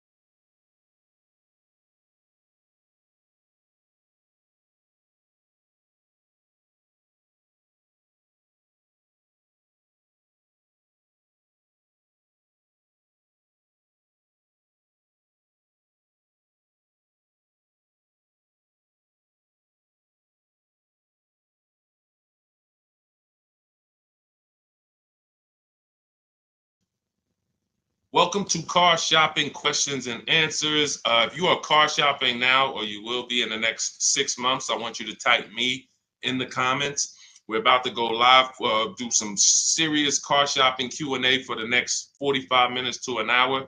So you can start typing your questions, as many questions as I can get to in an hour. We'll get through them. And what you often will see, that someone else is going to ask the same question you have. So a lot of times you'll actually, even if you can't get your question into the stream, because usually by the time we get 20, 30 minutes in, we got lots of questions and we don't always get to them all. But usually someone else will literally ask the same question that you have. So, so we can start talking. I'm just sharing this to Facebook now. This entire stream is sponsored by my new digital book. It's called Cars from Home. 7 Steps to Saving Time, Money, and Avoiding Dealerships. You can get a copy for 75% off for the next 30 minutes in my TikTok bio, my YouTube, in my TikTok bio, my Instagram bio, the YouTube comments, or the Facebook comments. And the book's normally $97. Everything we'll be going over today will be out of that book. Every answer that I give you is out of that book. So if you want the entire blueprint and you don't want to remember the things that we're about to go over, you grab the book, and obviously everything we're about to go over, we wouldn't be able to cover everything that's in the book. There's like 100 questions that'll be answered in that book. So let me just share this to Facebook, and we'll get started with the first question that we got from TikTok. So type your questions in as fast as possible, and type your questions in one shot. Don't do like a part one, part two, and because then Dolan can't bring them into the stream. Okay, Dolan, let's get going. Let's throw up the first question, please.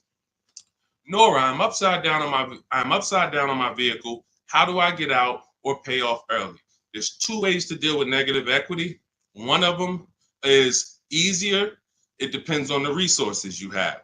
So you have the option to pay the difference, which means you are actually going to say my highest offer for my car is $18,000, but I owe $20,000. That means I have $2,000 of negative equity. I'm going to pay that off. That way I can go and do a clean transaction for my next car. I don't have baggage going into my next car. And I get to maximize the value of my current car through what we call a bidding process. So we don't trade our cars. We only get bids from cash buyers like Carvana, CarMax, Kelly's Blue Book Instant Cash Offer, AutoNation, Car Gurus, and Driveway. That's 6 cash offers we get. These are companies that fight feverishly to buy cars. They pay more than dealers, and they write checks on the spot. You literally go, have your inspection, they go into the accounting department, and they come back with a check for you. This is not like selling your car on Facebook Marketplace. So they're going to pay more than dealers. So you want to make sure, if you can, you sell to them, because that's going to be the highest offer you're going to get for your car. And that's going to be the least amount of negative equity you will have. If you can't pay the difference, then you must trade. And trading is a curse word here, because you never get what your asset is worth trading. If I wanted to trade this phone, I'm not going to get as much as I would get putting it on the open market and getting prices and offers for it. So trading is a last resort. What happens is, if you can't pay the difference, you now will go shop for your new car, find a dealer willing to sell you the car at the lowest price, and then you would ask that used car manager to value your car. I do not recommend you go into the dealer and let them just mix the deals together. Write me a deal where you work in my trade-in with my negative equity. No, shop for your car, get your best offer from a dealer, new car, used car, or lease. And then once you identify the winning dealer, that's when you say, hey, can you take a look at my car? What's it worth to you? Now it's its own separate transaction. And if your payment was this $800 a month, you'll know, now what is my old car going to add to that? If my payment was $400 a month, now I know what is my old car going to add to that. And I can see what you're giving me for it, how much negative equity I'm going to bring into this transaction. And it's an easier way to understand the numbers. You don't want to be mixing transactions if you don't have to. And the key to understanding negative equity and the cause is you don't lease. That is the cause. The only way you're having negative equity is you continue to buy cars, but you're not a long-term person. You trade them in or replace them before the loan is paid off, and someone taught you not to lease. So you're going to continue to be in this repetitive cycle because you don't lease. There are emergency situations where you need to switch cars, but if you're not keeping your cars 8 years, this is rule number 1 in my book. You should be shopping for below market lease deals, not for purchases. So that's your 2 options. Decide which one you can do, and then you make your move. Now, and also keep in mind, you have loan to value ratios when you have to transfer. The bank's only going to approve about 20% of what the actual new car price is. So whatever car you're buying, if you're buying a $30,000 car, the bank's only going to approve 20% more than that. They're not going to allow you to slap $10,000 on a $15,000 car, because they're only, they have loan to value ratios. So what you want to do, if you have a large amount of negative equity, you want to shop for cars, and you want to shop for cars that you can get big discounts off of. There's certain cars that have rebates. They're not listed. But in my system, what I do is I teach you how to get bids on cars. You know, we have some people, I mean, I'll show you people who've gotten $15,000, $20,000, $30,000, $27,000 off. I'm not going to exaggerate. The biggest discount we've helped someone get using our strategies is Milligan on her Mercedes-Benz. She got $73,000 EQE, and she paid $51,000 for it, 54. It's $27,000 off. I got it up here. So if she had, let's just say she had 15,000 in negative equity, it's no problem. She's not going to blow out the loan to value ratios because she got a huge discount off the new price. So it's going to fall within the bank's parameters. But I hate negative equity. I call it the devil to your car deals. I call it the bad credit for people with good credit. So it's important that when you get out of it, you know what the cause is, because if you don't know the cause, you'll be in negative equity again in 3 years. Most of you who have negative equity, you should be moving from a purchase into a shopping for below market lease, and stop tying up your money in these cars, and you'll never have negative equity again. 8 long-term people who keep their cars 8+ years, you never have negative equity. See, that's, you know, there's a reason for that. I'm keeping my car, I'm paying it off, I'm beating depreciation, I'm getting all the money out of my car. Short-term people should not be buying their cars. Go ahead, Dolan.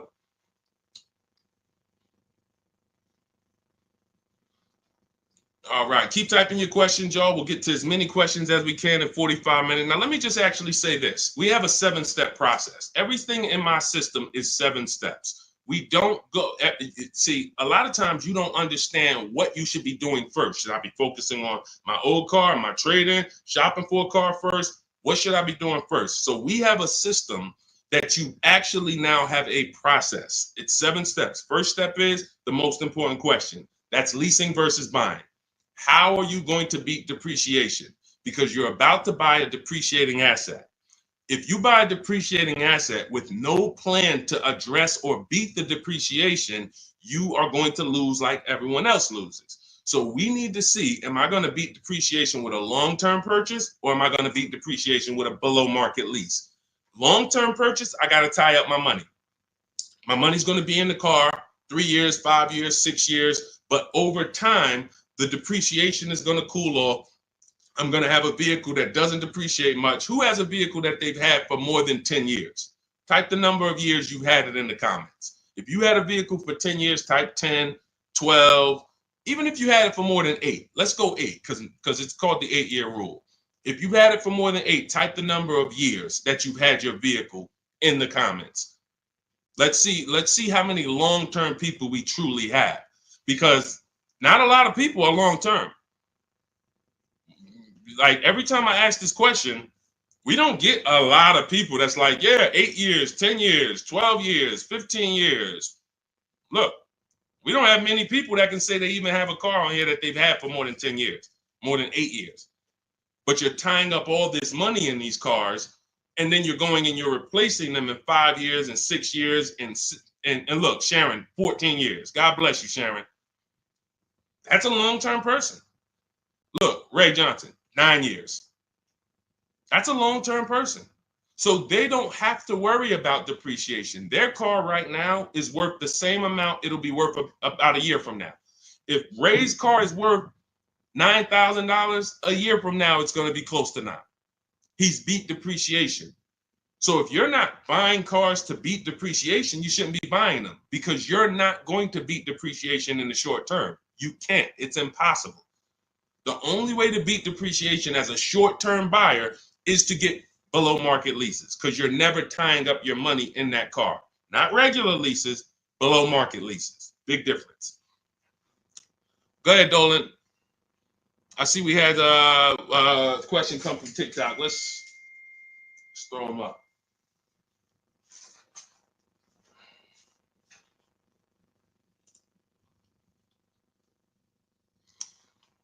Okay, what about a fun car? I'm planning to keep my brand new car for 5 years. My previous car was a lease and traded in since I had positive equity. That you're going to lose. Keeping a car for 5 years, a brand new car for 5 years, you're going to lose. And I'm going to show you how big you're going to lose by doing this. You can't keep a car for 5 years. If you're telling me you plan to keep a brand new car for 5 years and then replace it, this is the depreciation curve. This is the depreciation curve. You're going on a sliding board. Whatever you paid for this car, let's say you paid $35,000. In 5 years, that car is going to be worth $17,000, maybe $15,000, depending on how much you drive. You're literally going down a sliding board, and then you're going down another sliding board when you get your next car. You're wrapping up money in these cars. Now, when we look at somebody like Ray, who kept his car for 9 years, his depreciation curve doesn't look like yours. It looks like this. See, this is what it looks like when you first buy the car. You're losing value every single day.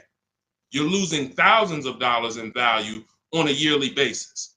So when you go and say, all right, I'm going to just go buy this car, tie this up.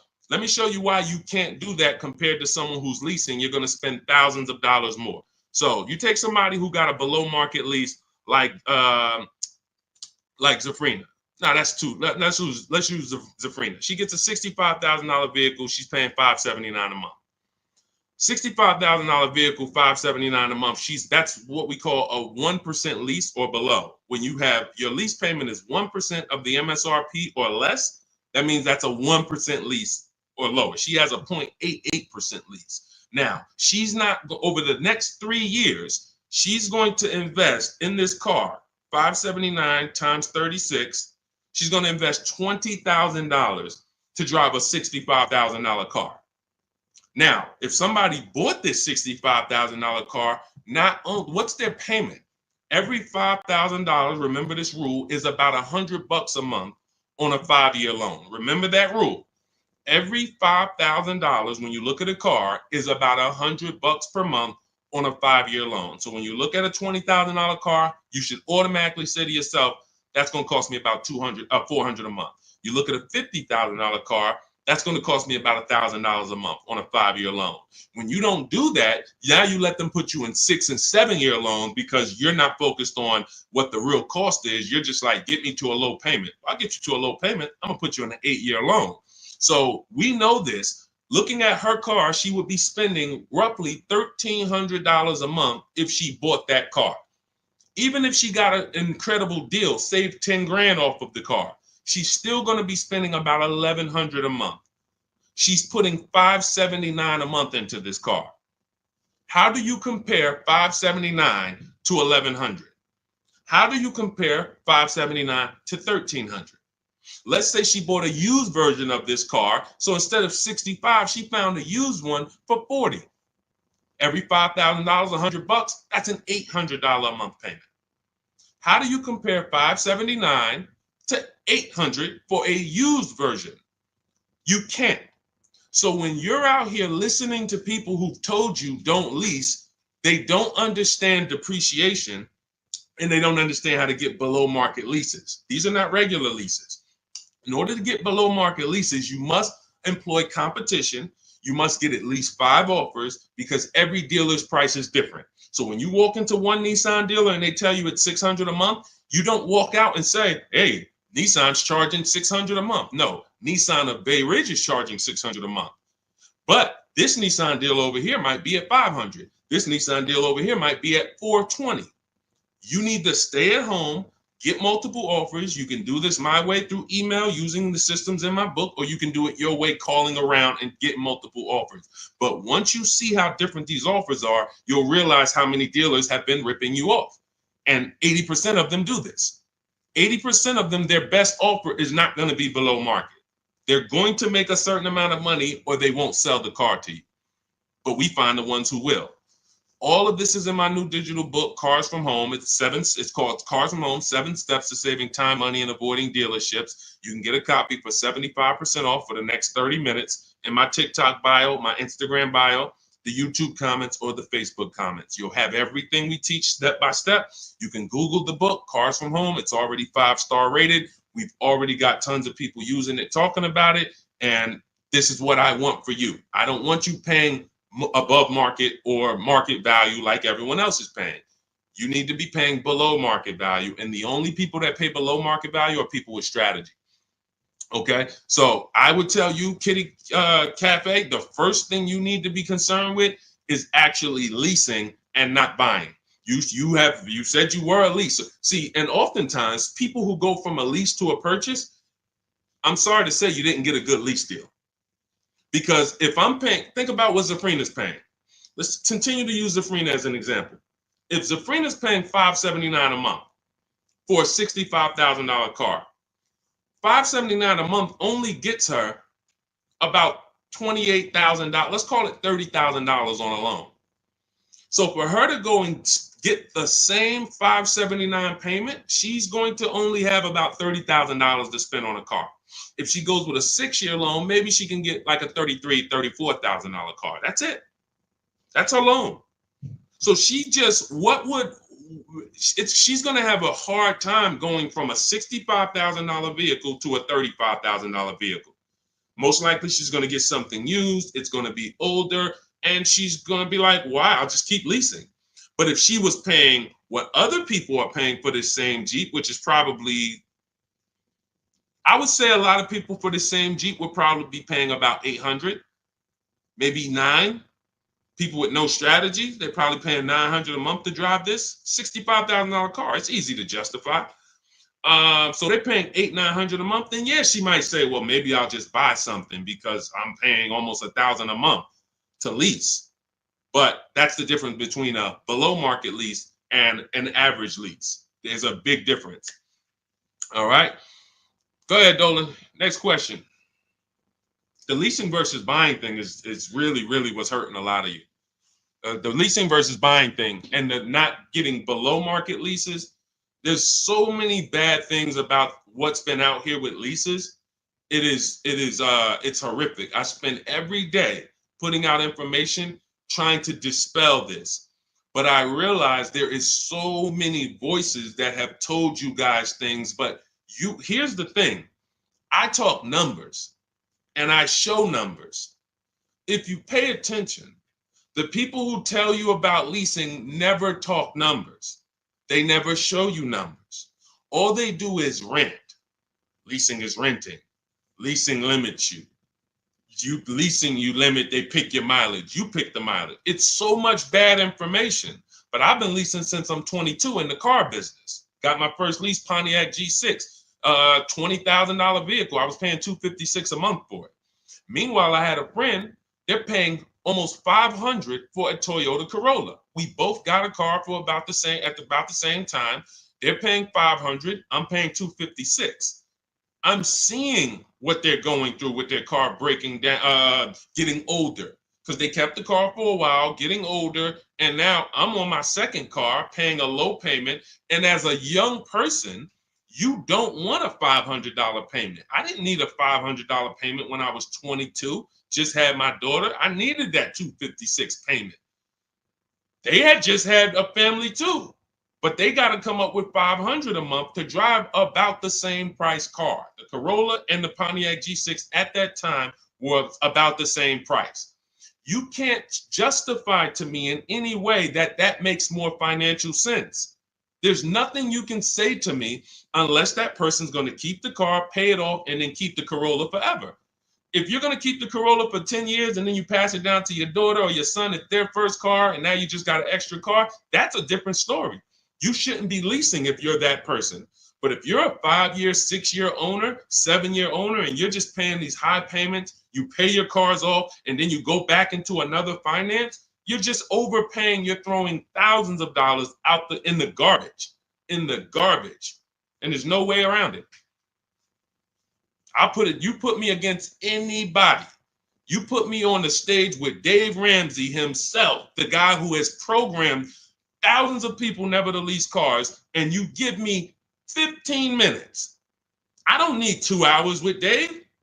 I don't need to debate you for 2 hours, Dave. If we're not talking about investing in mutual funds, you do a great job there. We're talking about the financial aspects of below market leases. Let me show you what a below market lease looks like. Let's consider what a person who buys their car is going to pay versus a person who gets a below market lease. Let's look at the resale values of this person who buys their car. When they go to trade that car in, what they're going to get back. And let's look at the net money they have lost compared to the person who got the below market leases. I will prove it to you in 10 to 15 minutes.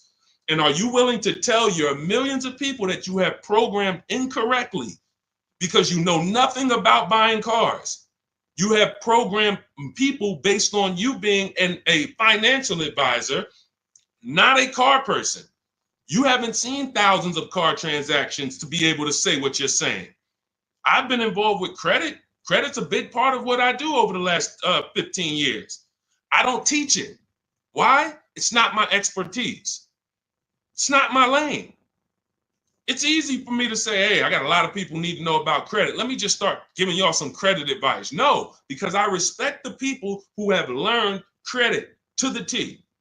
Dave Ramsey decides I want to teach about cars. That's where he has led millions of people astray. And he has thousands of people investing in cars, short term, losing on resale, getting killed by depreciation. And they're like, well, Dave told me to do this.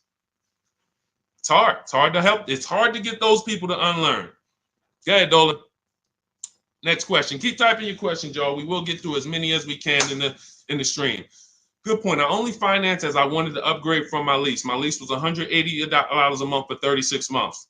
That's a big change. $180 gets you $10,000 on a finance.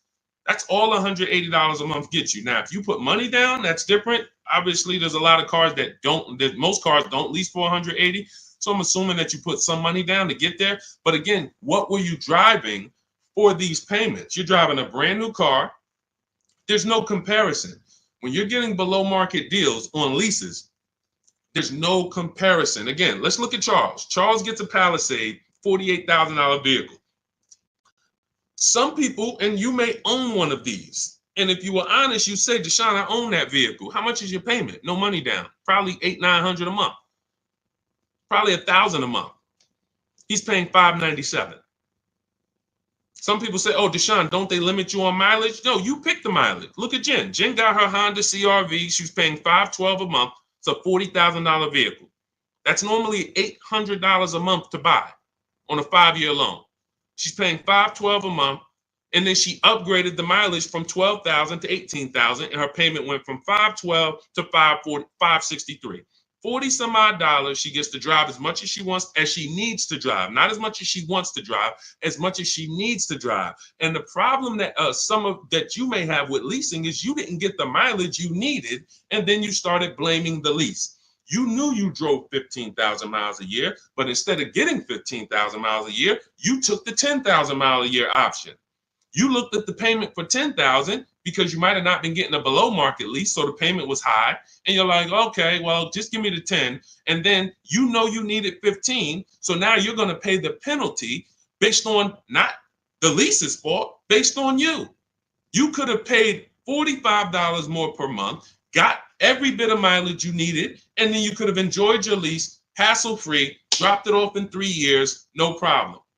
So people are blaming the lease for their lack of understanding about how they don't pick the mileage for you on the lease. You pick the mileage. We got people who drive 25,000 miles in lease because they don't want to keep their cars tied up and have that depreciation on a car they own. If they drove 25,000 miles, any high mileage drivers, type HM into the comments. Any high mileage drivers, you drive over 18,000 miles. If you bought your car, tied up that money in that car, and depreciated it with high mileage, that car is going to be worthless in 3 years because you put 75,000 miles on it, and then you come back to replace it, and you have 15 grand of negative equity, and you wonder why. You depreciated the car. Meanwhile, when I was at Hyundai, I worked at Hyundai as a manager for 6 weeks. I had a guy who came in, he was dropping off his lease. I learned something incredible. I said, car had 72,000 miles on it. I said, you leased this? He said, yeah, I used to buy. I stopped buying because I would always have negative equity. I only lease now. 25,000 miles a year. I drop it off every 3 years, get me a new one. I'm in sales. I looked at his lease contract and I saw that his payment was less than $200 a month more than what a normal below market lease on that Sonata was. If a normal below market lease was $350, he might have been paying like $550, $525. It wasn't $700. He was paying a couple dollars more, but he could drive 25,000 miles a year, drop that thing off, never have to worry about negative equity. Mileage doesn't stop you from leasing. It's not about how much you drive. It's about how long you're going to keep the car. because a below market lease is how we beat depreciation or long-term ownership. Nothing to do with how much you drive. You pay for the mileage whether you buy or lease. Doesn't matter. Go ahead, Dolan. Keep typing your questions, y'all. We'll get through as many as possible. What's up, Ashley? What's up, Kenyari? What's up, Boss Babe? Ashley, good to see you. But I made my wife lease a brand new electric Equinox, $350 per month, and no sales tax. The $180 was a 2021 Corolla lease before the chip shortage for $3,000 down. Solid, solid. These are the things that you don't want to get away from until you're ready to keep a car long term. If you are leasing and not keeping cars 8 years, keep leasing. Make sure you're getting multiple offers so that you can get these below market leases, so that you're not paying these prices on the commercials that you see with $5,000 down and all of this tax that's not included.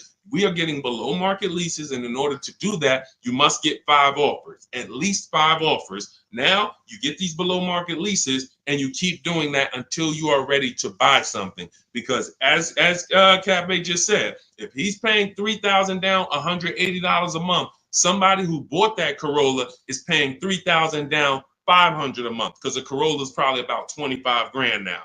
So that's a $500 a month payment with their taxes that they're paying when he's paying $180. This is not, look, for a brand new electric Equinox, he's paying $350 a month. This is someone else who knows how to get great lease deals, whether he's negotiating for them or whether he's calling around getting multiple offers. It doesn't matter. He's getting prices that you are not getting.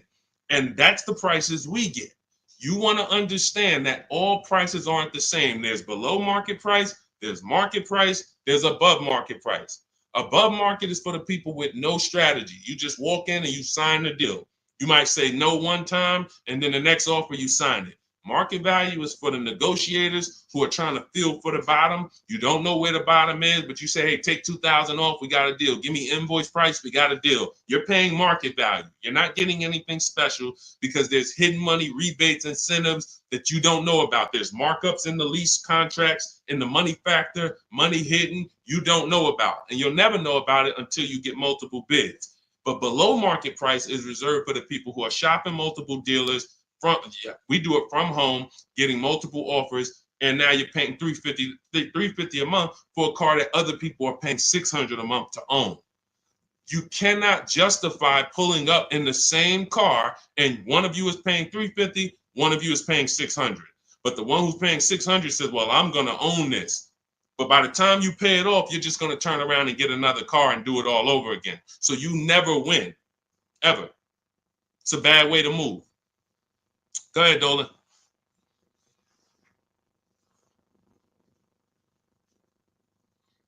What's up, Ray Johnson? Do you need to...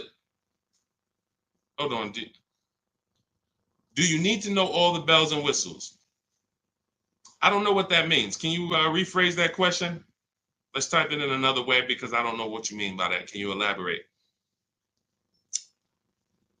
What about the people that drive high miles? You should still be asking yourself, how am I going to beat depreciation? The first step in my process is to determine what I'm going to do to beat depreciation on this depreciating asset I'm buying. So if you're a high mileage driver, you drive more than 18,000 miles per year, you're depreciating your car so rapidly that in 5 years, you're going to have, call it 100,000 miles plus on the vehicle, but your loan does not move that fast. Most of your loans are going to move this way, but your depreciation is moving like this because you are just using the heck out of the car. This is point and proof that you pay for usage, whether you buy or lease. If you bought a car and put 100,000 miles on it, you do pay for that.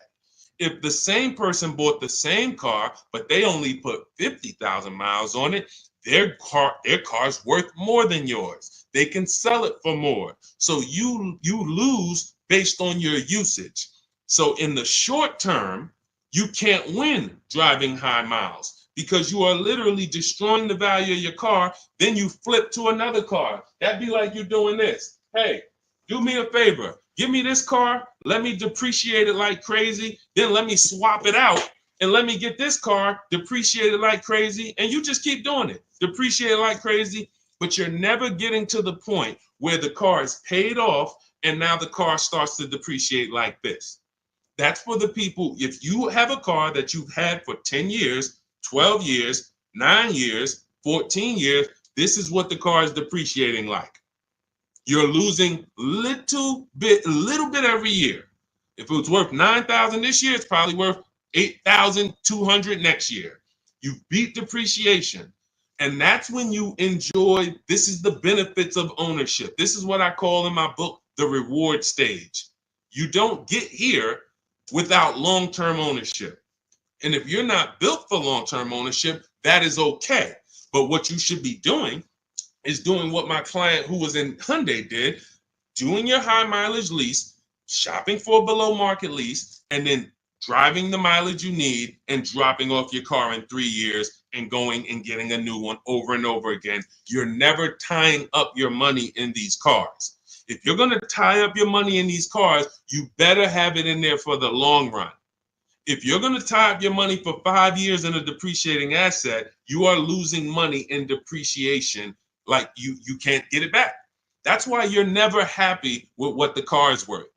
When you come and find out what your car is worth, you're like, I can't believe that's all you're giving me for my old car, because you're thinking about how much you put into it. Long-term owners like this, those of you who have cars that you kept for 12 years, you're not thinking about the resale value, right? Right or right? You're like, Sean, I got so much money out of this car. I had this car, man. The transmission went out. I put a new transmission in it. I got my money out this car. That's the benefit of buying. And if you're not buying, you should be if you're not getting there, you should be shopping for below market leases, never tying up your money in these cars to begin with. It's only two ways. Get out the middle. It's three people: long-term keepers, short-term leasers. Then it's the people that's stuck in the middle. You buy your cars, trade them in. You lease the car, you buy the lease. Stuck in the middle. Go ahead, Dolan. All of this is in my new digital book. If you're like, Deshaun, there's no way I'm going to remember this. You can get my new digital book. It's called Cars from Home, 7 Steps to Saving Time, Money, and Avoiding Dealerships. It's already 5-star rated. Thank you to everyone who has rated and reviewed the book on Goodreads. We appreciate you. You can get your copy. It's normally $97, but for the next 30 minutes, you can get your copy for $24, which is 75% off if you get to my TikTok bio, my Instagram bio, the YouTube comment link, or the Facebook comment link before the 30-minute timer hits zero. After the timer hits zero, price does go back up to $97, and it's worth every penny of $97. This book will be the top 3 most valuable books in your library. And when I say valuable, I mean the books that save you money. There's only a few books. I got a bunch of books. You guys can see I'm grabbing them. There's only a couple of these books that have actually put money in my bank account or helped me save money. There's not a lot of them. This will be the top 3 most valuable books to your bank account. That's all I care about. So go grab your copy, TikTok bio, Instagram bio, YouTube link, or Facebook comments, and you'll have everything we teach in the blueprint of how to get below market leases, below market purchases, below market new cars, used cars, high mileage driving. Everything is in there step by step. It's a blueprint. All right. Go ahead, Dolan. All right. Buy a car for the first time. I'm going through my bank. My budget is $8,000 and I finance the rest. So you have $8,000 cash. You want to see, can I get a vehicle without using that cash? So if you're talking about financing, first thing you want to decide is, what can we get without a down payment? So depending on where I want my payment to be, let's say $350 a month. Maybe I want it to be $350 a month for 5 years. Well, can I get a car with everything I want, everything I need, $350 a month for 5 years? That's my budget. If I could do that, I don't need a down payment. Now, if you say, okay, $350 a month for 6 years, no money down, that's a little more money. If you say, all right, $350 a month for 5 years, but then I'm going to use some of my down payment. Now I can get even more car. And then your max budget might be $350 a month with my down payment for 6 years. See, all of those numbers didn't change, but the terms changed and what you bring to the table changes. That budget doesn't change, but you don't realize if I get a car for $350 a month for 5 years, I paid less than if I get a car for $350 a month for 6 years. So these is how we budget. I actually have a tool in my book called the Perfect Budget Calculator I created, where you put in your preferred down payment, you put in any equity you have from your old car, you put in your max monthly payment, you put in the average interest rate, and it'll give you up to 6 goals that you shop from. So when I went and got my used Infiniti truck, I had 6 goals. One of them was no money down 5 years. Next one was no money down 6 years. Third one was money down 5 years. Money down 6 years. Then the fifth one was money down and the equity I had from selling my old car. And then the sixth one was money down, equity, and 6-year loan. See, there's multiple ways to budget where you don't go over your max. But I find the problem is when we budget with our max in mind, I only want to spend $500 a month, $500 a month, $500 a month. You usually go in and you spend what? $600, $550. You're putting $1,500 on a credit card because you didn't calculate the taxes. The tool in my book, the Perfect Budget Calculator, calculates the taxes in your state. So you don't go in and say, oh man, I didn't know there was another $3,000 in taxes and fees. Who's had that happen? Oh man, I thought we was making a deal, but you forgot about the taxes and fees. See, all of this stuff you don't realize should be normal in a complex financial transaction. But what they've taught you in the car business is to just treat car buying like you're buying a TV, because it makes them very rich. I've been in the business for 14 years. I sat next to people who I know shouldn't be in the business, but they're not going to get them out the business. They make a lot of money for the dealerships. They'll always have a job. Even if they get fired here because the customers start complaining, they'll go there and they'll say, hey, look, I made 300 grand at my last place. Oh man, when can you start? These people are always going to have a job. So when you look at the industry and say, okay, if this is what the industry is like, what do they care about me? They don't. The 20% of dealers who get up every morning and they do the right thing. They want to beat their competition. They're honest. They want to make sure that they're giving you the best service. It's 20%. 2 out of 10. You're going into your local dealer and you're buying from them, not realizing that's an 80% dealer. All they do is make a lot of money on their customers. If they can't make a lot of money on their customers, they won't sell the car. And you know what's beautiful about the car business? For those of you who are wolves and sharks and evil, it's not about the customer winning. It's about you making the customer think they won. I'm going to say that again. For those of you who are like, what business could I get into where I can make 200 grand? And I don't need to have morals, as long you are trained to make the customer think they won. And that's all it's about. If that's why you start high and you come down. If you know your price on your car is $600 a month, you start at $800. This is what the worst people do. You know that the full price for your car is $600 a month. When Mr. Jones sit down, hey, Mr. Jones, all right, we got a great proposal for you. Great news. We're going to make you a great deal today. Your payment's $790 with $2,000 down. What? That seems like a high for this car. The car's only this. That seems real high. And then I didn't even want to do any down payment. All right, so you didn't want to do a down payment. So, all right, look, if I could get the down payment out, your payment would go from $790 to now it's $840. No down payment, though. What's more important than you, the payment or the down payment? No, well, both. But what's more important? If you had to pick one, well, I really don't want to do any money down. All right, so right now we're at $840. Where can we agree? I'll talk to my manager. Where can we agree that you'll be happy? Because I want to make you happy, Mr. Jones. Nah, I mean, I'm thinking of paying I really wanted to be at $500, Mr. Jones. I understand.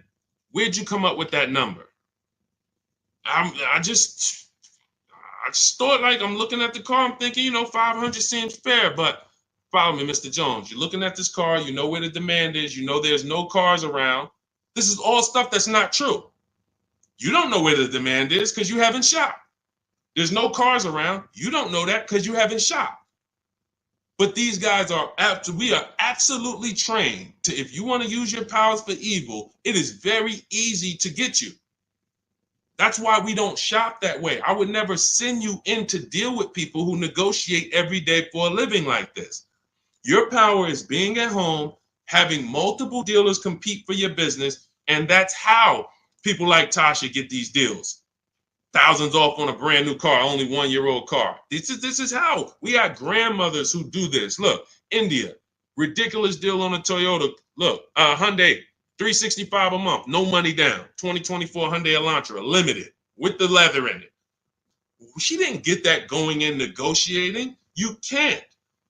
But from home, that's where the power is. That's why our entire system is called Cars from Home. I can sit here and walk you through why you can't win. I don't care who you are.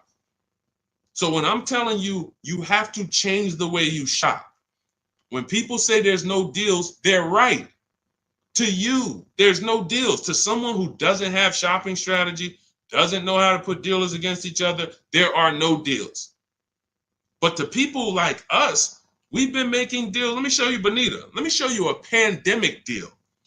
When people were out there thinking, no deals, Deshaun, this is so bad. When is the market going to change? Look, Benita, 2022, she leased her dream vehicle, a 2023 Kia Telluride. She put $600 down, drove off $600 a month. She gave him $600, drove off. No money down lease. People were leasing and buying these vehicles for $10,000 over sticker. I'm not on here to talk to you about hundreds of dollars. What do I care about hundreds of dollars? You think we're on here? You think we're getting together to gather you guys to talk about hundreds of dollars? That doesn't matter to me. Thousands is all we talk about. Every single thing we discuss here is $1,000 mistakes.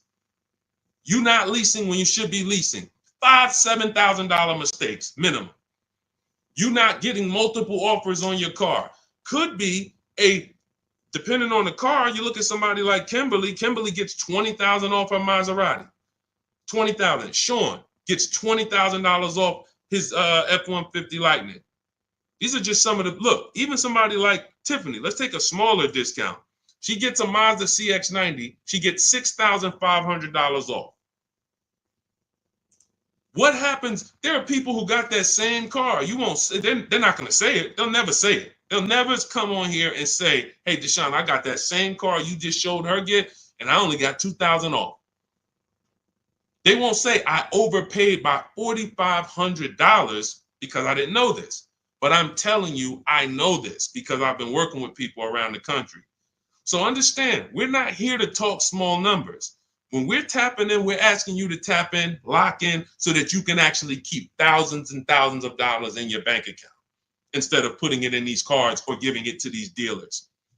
That's it. So everything we discuss is out of my new book, Cars from Home, 7 Steps to Saving Time, Money, and Avoiding Dealerships. It's a 7-step process. Doesn't matter whether you're leasing, 7 steps. Doesn't matter if you're buying new, 7 steps. Buying used, 7 steps. You want to sell your leases, which who didn't know you could sell a lease? Put a question mark. Who didn't know you could sell a lease?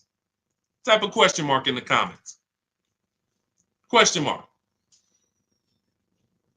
Deshaun, what do you mean you could sell a lease? Okay, thank you. We're renovating with the jeans. Okay, look, Lynn, Brooke, Miss Tucker. Look. How much does that cost you? Not knowing, and we begin to teach people to do this during the pandemic because every single car was $7,000 to $10,000 more than it was truly worth. So a Jeep Grand Cherokee, I sold my Jeep Grand Cherokee for $28,000 after I had leased it for 3.5 years. 39 months, I leased it, and then I sold it for $28,000. The vehicle, brand new, was $35,000. Brand new, that Jeep Grand Cherokee Laredo that I leased for $330 a month, paid $330 a month for 39 months. I sold it for $28,000. CarMax won the bid, and I put $9,800 in my pocket. I helped my mother sell her lease on her Mazda CX-5 for $10,200 in equity she put in her pocket. Now, those equity numbers don't exist anymore. That was a once in a lifetime seller's market. Well, so far in our lifetime, so far, there's people who still want that. They still are basing, and you may know people who are like, hey, well, I'm gonna buy this car and I'm gonna flip it because I bought a 2019 Mustang and then I sold that Mustang in 2021 and got all my money back. Try that again. You're gonna lose everything. It's over. It's over. That was a limited inventory, global shortage, chip shortage. Everything's worth $7,000 to $10,000 to $12,000 more. Those who cashed out won. Those who cashed out at that time won big. You can look back over history, and I helped a lot of people do that. You can look at my videos. Some of my biggest videos, 5 million views, 3 million views, was how to cash out. People coming on there, yo, I just sold my lease. I made $7,000. Yo, I made 10 grand because of you. Yo, I sold 2 leases. I'm telling everybody during the pandemic, cash out, cash out, cash out, cash out. You won't be able to do this again. But there's still money to be made if you have equity in your lease. There's still $2,000, $1,700, $3,000, $4,000. Some of you low mileage people who you lease, but you only drive 5,000 miles a year. There's equity there. But you got to know how to get it. You got to know how to get bids. What's the process? And get we get bids from CarMax, Driveway, Carvana, Kelly's Blue Book Instant Cash Offer. What is that strategy alone worth? Just the cash out, just the equity assessment, step 2 in my process is worth. For those of you who trade in cars, that right there, one step out of my 7-step process is going to be worth thousands of dollars to you. So you can get my new digital book, Cars from Home, 7 Steps to Saving Time, Money, and Avoiding Dealership, and you can get it for 75% off. That's my welcome offer to you, but it's only for 30 minutes. You go to my TikTok bio, my Instagram bio, the YouTube comments, or the Facebook comments, click that link, and get your copy for 75% off. You won't even pay the $97 price. You'll pay $24, but you got to get there before the timer goes to 0, and then it goes back up to $97, which is worth every penny. Book's worth every penny of $97. It'll be in your inbox in 2 minutes. And make sure as soon as you get the book, you screenshot the thank you page, because the link to open the book is actually on that page. You open the book on that page, and I also email you a copy, but my support team's email is actually on that page as well, because sometimes you type your email wrong, you're typing fast, you're trying to hurry up and get it before the sale, and then you end up typing your email wrong. We can't send the book to a wrong email, so that you'll have my support team's email there. But this is the most serious thing outside of buying a house. There's nothing more serious to me. And some of you are not going to even buy houses. Some of you like, Deshaun, I'm a renter. I don't plan on buying. That means the car is your most expensive purchase. And you're going to do it over and over again. You might have 5, 10 of them in your lifetime or more. You lose $5,000 on every one because you didn't have strategy. That's a tough gig. That's a tough gig. I wouldn't want to be in that situation. And I'm not going to be. And anyone who's listening to me is not going to be. Go ahead, Dolan. Let's keep the show on the road.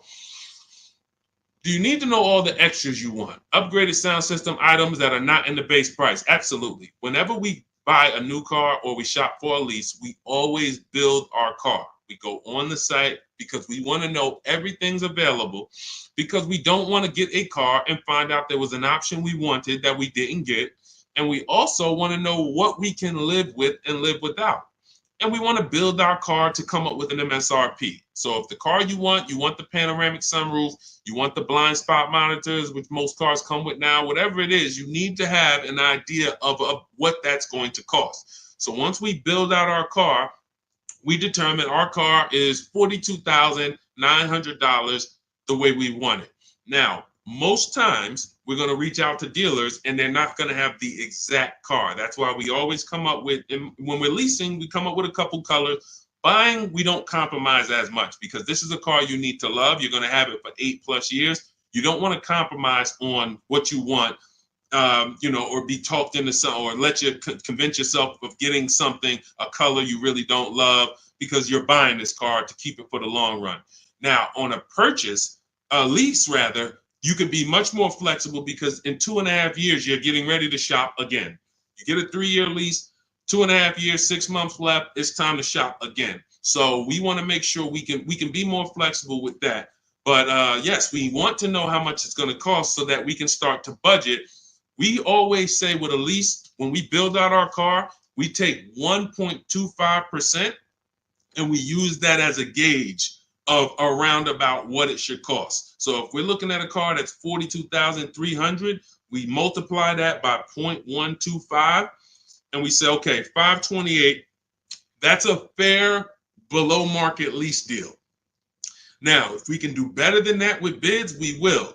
If the lease program is not as good, when we get our bids, it might come in at 1.3, 1.4, our best offer. We're going to have more offers than that. If your other offers aren't higher, then you didn't shop the right way. Because when you shop, you should see a $3,000 to $5,000 to $7,000 difference from your best offer to your worst offer. When you get offers the way we teach, you're going to get more market value, below market value, above market value. You're going to see them all. And you're going to be like, wow, I can't believe all these dealers, this their best offer? Yes, they want to sell and make a lot of money. But we don't care about them. I don't focus on the 80%. We're looking for the 20%. So we use this as a gauge to say, all right, this is around about what I think I should be looking at paying, depending on the deal that I get when I actually get my offers. So that's why it's important for us to build the car. Those are all the reasons it's important for us to build the car before we actually go shop for it. Okay? It's a great question. I see you. I'm leasing this year. There you go. If I could get more people to lease, wake up and look. I don't want you leasing if you're keeping your cars 8 or more years. That's the key, because sometimes people will come on the stream, hey, is this all about leasing? No. If you're buying, there's so many things you need to know about getting below market purchases. New cars, used cars, we haven't had those questions come in. People are not really asking questions about used cars and things of that nature, but I'm answering the questions that Dolan puts up that you guys are writing. So when we look at purchasing, there's a ton of questions that we got to look at, ton of questions.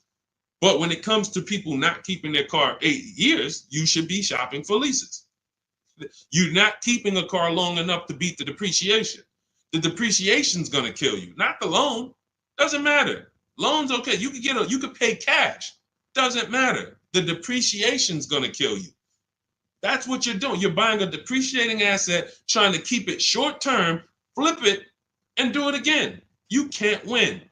The only way to win with a depreciating asset is long-term ownership, or never tie your money up in it in the first place, which is a below market lease. Go ahead, Dolan, throw that one back up. Arturo, does your credit score affect the lease? Sure. You want to have fair credit. I always tell people you want to get to about a 660, 680, similar to if you were trying to get a good deal on a house. You would be trying to set yourself up with a good credit report to buy a house. Now with leasing, you can also lean on payment history. So if you have a $400, $500 a month payment, you've been making it on time for 2 years, that weighs heavily in you getting approved. I always say it's nothing that gets you approved for a new car like a paid on-time payments for your old car. The banks look at that and say, well, hey, we can see, yeah, credit cards might be high, but they never miss the payment on their car. They never miss that $500 payment. That means something to the banks when your credit score is a little in that marginal range or that mid-range. So I always tell people, get to a fair range, work on your credit so that you're able to lease, and don't tie up your money in a long-term purchase because you can't lease right now. If I couldn't lease right now, my only mission would be to get an inexpensive car, get my credit to a 660, 670 to lease. I wouldn't be trying to get a Dodge Charger, $20,000, $30,000, $40,000 car. I'm going to pay 20% interest. And when I go out to replace that car, I'm going to have so much negative equity because the interest alone is going to bury me because I don't have good credit. So now I'm no closer to leasing. My payment is going to be high. And I usually end up with an older car because I'm trying to squeeze my way into a nice car that I could show off and feel good about. Nah, I mean, I work hard. I want to be able to drive something that, I feel good about. But you haven't qualified yet. You haven't qualified to drive something great yet. If you have a 500 credit score, 600 credit score, you're not qualified to drive something ideal yet. You should be sacrificing to get set up so that I can make a power move. And what you do in getting set up is you get the least expensive car. that you can get a loan on. You get a $10,000 car, quality, small car. Try to get something that brand new was $24,000, $25,000, Hyundai Elantra. Get yourself a smallest car that you can qualify for, and you have minimal payments, $200, $250 a month payments. You pay those payments on time. You make sure it's a quality car, and you go and you make a move for a lease once you've established yourself. Or you can just do what other people do and say, you know what, who could get me in this brand new whatever, or who could get me in that, used Mercedes? And you're going to lose in every way. The quality of the car is not going to be ideal. The loan is going to be out of control. The interest is going to be great, ridiculous. You might not get a great price on the car because you come in looking desperate. You need a car, not want a car. You need a car. So nothing is working for you. Everything's against you. So it's much better for you to discipline yourself. Say, look, I don't mind driving something that I don't feel great about, but I'm working on my credit. I'm going to make these payments on time. I'm going to get myself to a 660. I'm going to have 2 years of on-time payment, and then I'm pulling off the lot in a brand new lease. Power moves. That's a plan. Go ahead, Dolan. And in my book, that's called the SMART car strategy. It stands for saving money at the right time. If you can't qualify for a lease, your only goal should be to set yourself up to lease. Now, if you're buying and your credit's not good, I'm an 8-year person.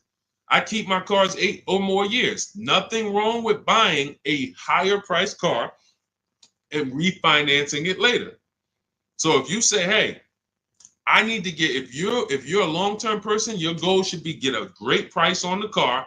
You're going to pay more in interest and then fix your credit. And instead of changing the car in 2 years to a lease, you would change the loan, refinance, and then you would keep the car. So it's depending on long-term versus short-term is everything. That's why in my book, it is step 1. You need to know from the get-go, am I a long-term person, 8+ years, or not? Because that's going to be the foundation we build on. Everything else comes after that. Karen, thank you for helping with my digital book. I wasn't checking my email. Of course, we want to use cars. So you're just following the multiple marketplace strategy. There's steps before that. And here's what I tell you, guys who have my book, ask yourself, what step am I on? This is what I tell everybody that I work with. Ask, what step am I on? Because if you're doing step 3, but you have not done step 1, that's a clear indicator. Oh man, I haven't done step 1. Step 1 is leasing versus buying. Most important question. How are we beating depreciation? We go into deep. I show you lease scenario, purchase scenario, lease scenario, used car scenario, to make it very clear that if you set out to buy, but you should have leased, can't help you. You're lost. And I talked about that earlier. We ran Zafrina's $579 a month payment versus what a new car would cost her, which would be $900 or $65,000 car. That would have been $1,100. Or a used version was $800. So you can't compare that. If you go out and you get a great deal on a purchase and your payment's $700 a month, then that means that lease payment probably would have been $400 a month. There's no way to, how do I get out of this? You shouldn't have been in it. That's why this is step 1. So what was that question? What was that question? I don't even know how I got on that. Oh, you said I want a used car. Yeah. So so you want to ask yourself, where am I at in the process? Because we're not in the market until step 5. Step 5, we're in the market. That's when we're on our marketplaces, shopping, narrowing it down. We have specific ways we narrow down used cars. This is not just general information that you could find on social media and you Google it, how to buy a used car. Yeah, good luck. That stuff means nothing. Car salespeople are been watching those blog articles for years saying, okay, this is what they're coming to do. Don't tell them you have a trade-in. Okay, good. Stuff has been around for 20 years. What we're doing is we're narrowing it down when we get to step 5, based on title history, service records, accident history. Then we're narrowing it down and we're coming up with our top 5 choices, top 3 to top 5. Then we're verifying who has bogus fees, who put one price online that they're not going to honor. So all of these This is my top 5 list, but some of these might be fake prices. So we need to verify that. And then we're going to get the new car price to find out what the true discount was. How much was this vehicle brand new? When I bought my Infiniti truck, I narrowed it down to 4 choices. They were all white, between $30,000 and $32,000. Sounds similar. They're not. You're looking at 4 white Infiniti trucks between $30,000 and $32,000. Similar miles, all 2020s. They were 3 years old at the time. Looking at all 3, whoa, these vehicles look similar. Once I got the brand new price, I found out one of them was $46,000 brand new. The other one was $48,000 brand new. The other one was $52,000 brand new. And the one I ended up getting was $54,000 brand new. Big difference. See, so what seemingly was close was nowhere near close. The furthest apart was 54 to 46. It's an $8,000 difference between the least expensive one and the most expensive one. But without the brand new price, you don't know that. You're choosing the wrong vehicle, thinking, oh, I got a good deal. No, the good deal was that other one that you didn't pick because you didn't have the brand new price. So that's step 5. But we got plenty of things we do before that to verify the DNA of the vehicle, check the data. And look, let me be clear. It takes me 90 minutes to buy cars. I'm not putting a system together that takes days. I'm not going to do it. It's not necessary. Choosing your vehicle, that might take you days. Going and looking at cars, test driving, that might take you days. Deciding what you want. We call that shopping. That's a step in my book. Shopping, not buying. That's deciding what you want. But once you know what you want, 90 minutes. Now, first time you use our system, it might take you 2-3 hours because you're just learning. You're overthinking. Haven't trusted our process yet. That's normal. But once you see, wait, this is simple steps. I'm going to websites, putting information here, looking at this. This is stuff a high school kid would do. If I could teach a high school kid to buy a car, it'd be easier than some adults because they don't have to unlearn much. Adults, it's like, hey, but I don't have to go into the dealer. You know, hey, Deshaun, I went into the dealer and this is what they said. Deshaun, my dealer called me and they said this. Well, when did I tell you to talk to the dealer? I thought you were coming to use our system because you didn't want to talk to the dealers. Yeah, you're right. See, that's overthinking. Now, that doesn't mean you're going to lose because we got a lot. That's how a lot of people come. You're trained to do things one way. You have to unlearn that. But once you see what we do, you're like, man, I can do this again next time. It'll take me 2 hours. I get any car I want in the country, Bentley, Rolls Royce, Corolla. It's going to take me 90 minutes because I'm using the internet. We're emailing. You know, I'm not getting in my car and driving to a dealer. So that's what we need to focus on. I know you have the book. Make sure you're asking yourself, where am I in the process? Start with step 1, just check them off. Step 7 is delivery. So when you check off delivery, you're done. You got your car. All right. Everything that I'm teaching is in my new book. It's called Cars from Home. It's a digital book. It's called Cars from Home, 7 Steps to Saving Time, Money, and Avoiding Dealerships. You can get your copy for 75% off. It's part of my welcome offer. It's normally $97. But if you get to my TikTok bio, my Instagram bio, the Facebook comments, or the YouTube comments before the 30-minute timer hits 0, you got your copy for 75% off, which is $24. And it'll be in your inbox in 2 minutes. So once the timer hits 0, price does go back up to $97. And it's still worth every penny at $97. Go ahead, Dolan.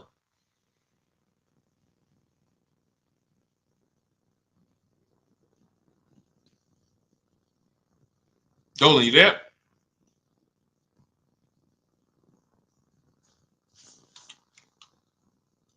All right. Is it worth buying a BMW or Mercedes brand new or pre-owned certified? That's a matter of budget. As long as you're going to keep the car 8 years, the only difference between a new or used purchase is budget. And if you can afford both, now it's about your values.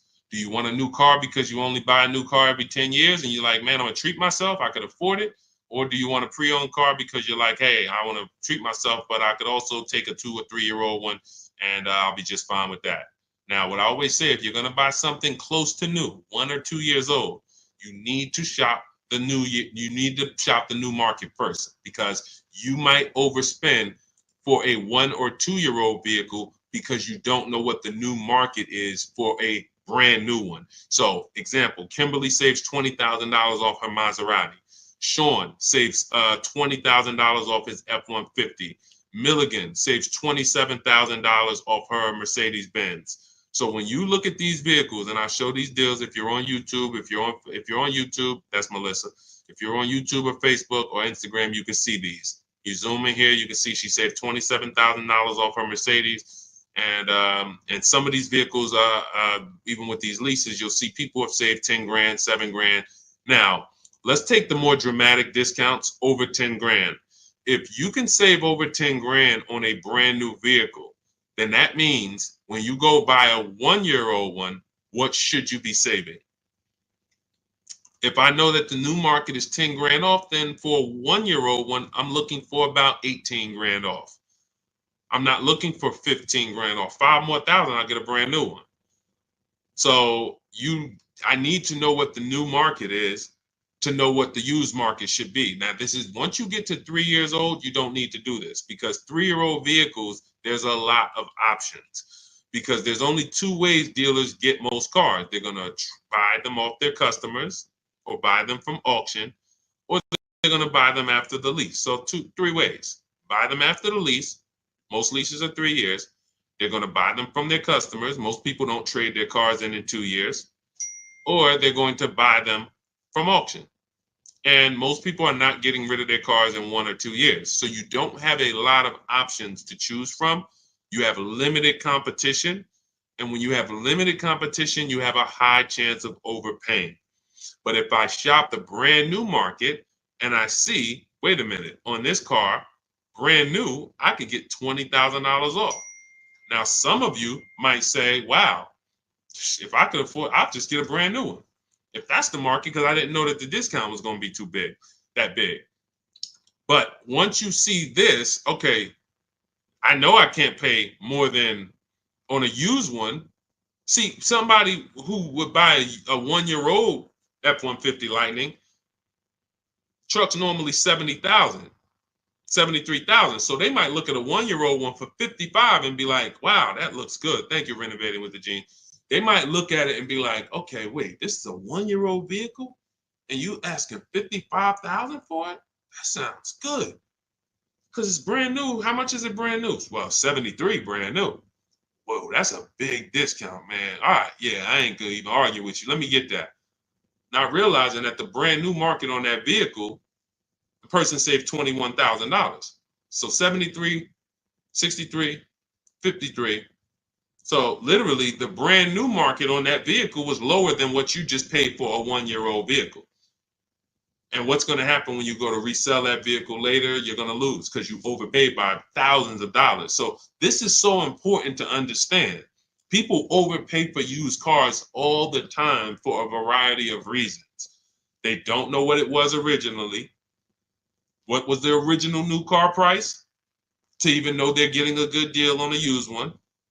They don't know what the actual new car, again, this is for the 1 and 2 year people. You got options because somebody asked, hey, should I buy brand new or should I buy pre-owned? That means you probably have the money to afford both. So you might go out and buy a 1 or 2 year old pre-owned. But if you're like Milligan and you bought one of these electric ones, she saved $27,000. If you went in and you bought a 1-year-old one and you got 20 grand off, you might think you won. But she got 27,000 off a brand new one, which means if I saw 27,000 off a brand new one, for a 1-year-old one, I want 35 grand off. I want 38 grand off. The new market for this vehicle is very soft. So that means the 1-year-old market should be very soft. It's an extreme depreciation. Another reason why you don't buy these vehicles. Now, mind you, you know what I didn't mention? The people who paid for this vehicle and didn't get $27,000 off.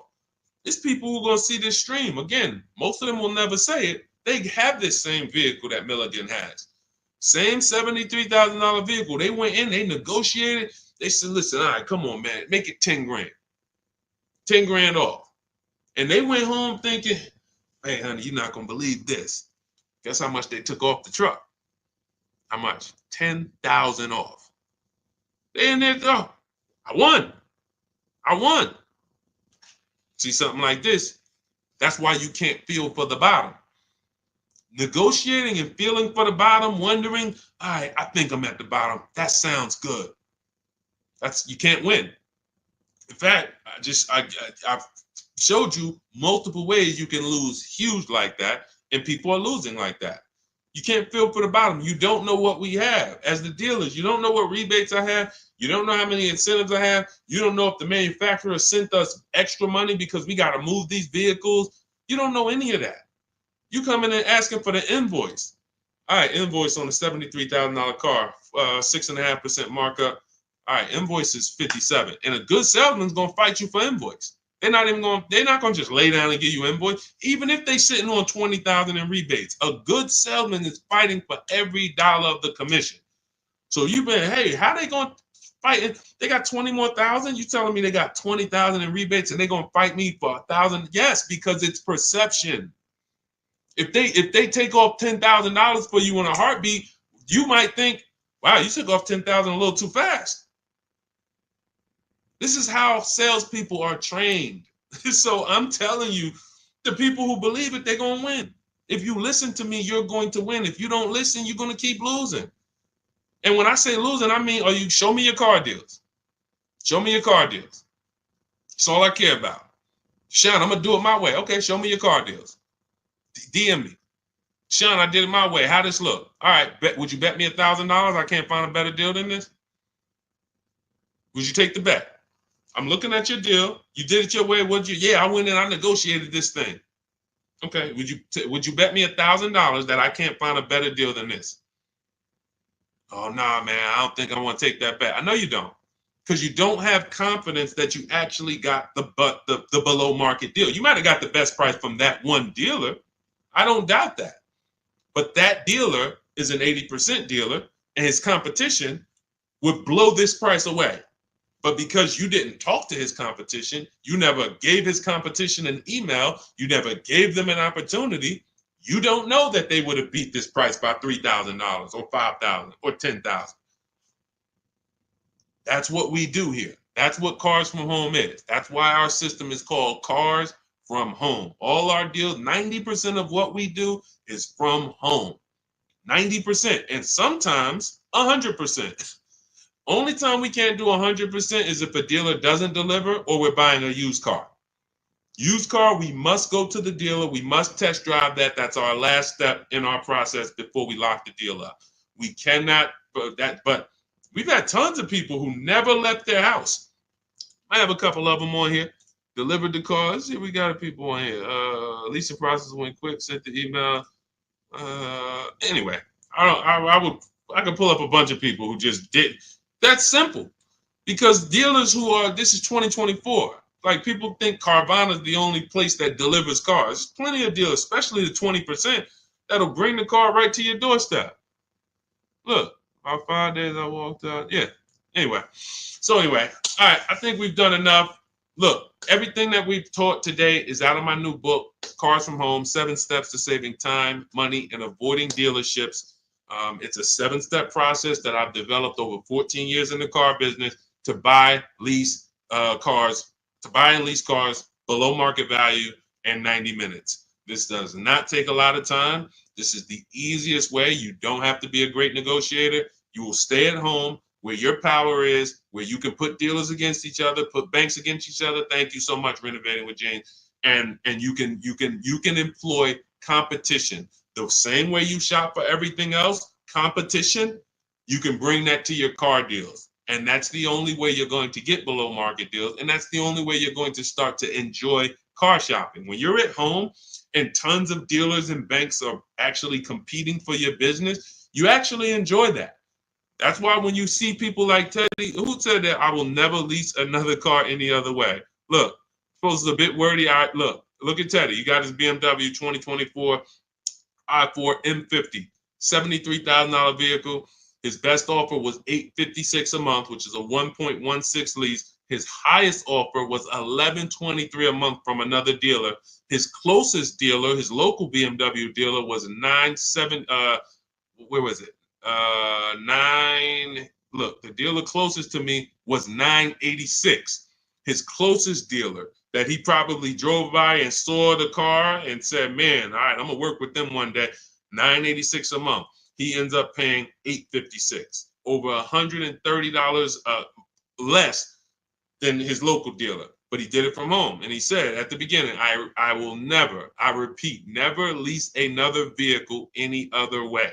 Now, had he bought the car and got $10,000 off, he would have said, I will never buy a car any other way. The Cars from Home way is how you are in control, how you feel like the prize. And when that 20% dealer wins your business, you feel like you won. You know you won. So, all right, let me get out of here, y'all. Grab your copy as my welcome offer to you of Cars from Home, 7 Steps to Saving Time, Money, and Avoiding Dealerships.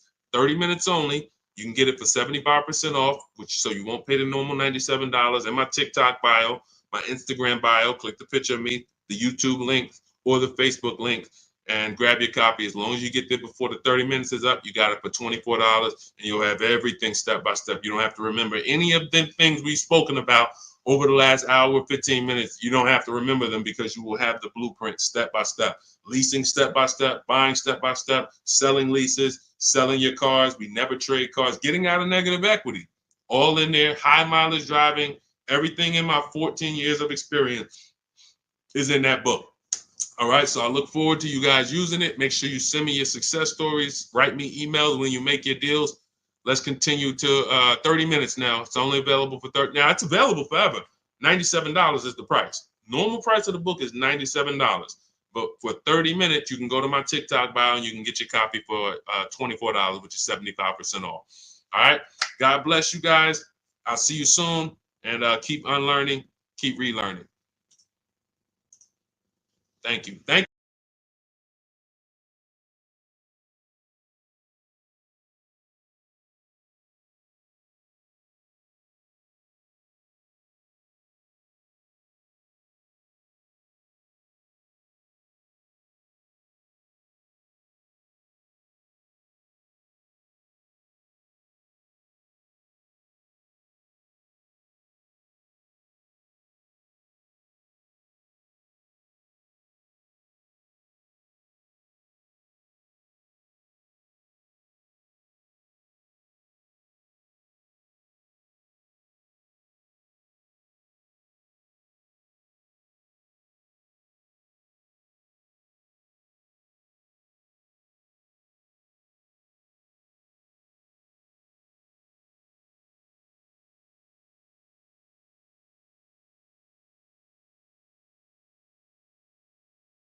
Cynthia Page, good to see you. But the first thing I want to do is warn everybody to tell your friends, sell their electric cars. Show them the video. Show them why. Because this guy just said to me, no, I really think electric cars are always going to have their place. What's going on? Good to see you, Isaac. I appreciate you. And could everyone share this broadcast if you're a sharer? I realize everyone's not a sharer, but to the sharers, could you share this broadcast? Shout out to you.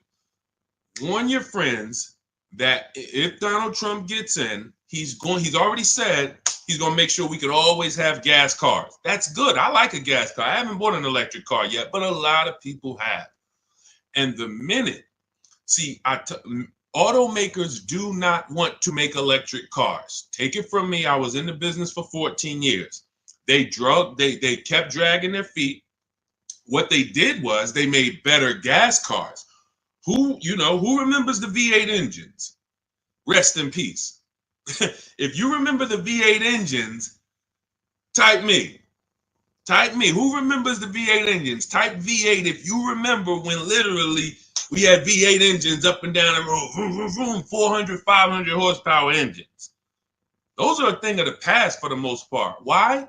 Because automakers in the last 10 years started using turbochargers. You understand, Just Money?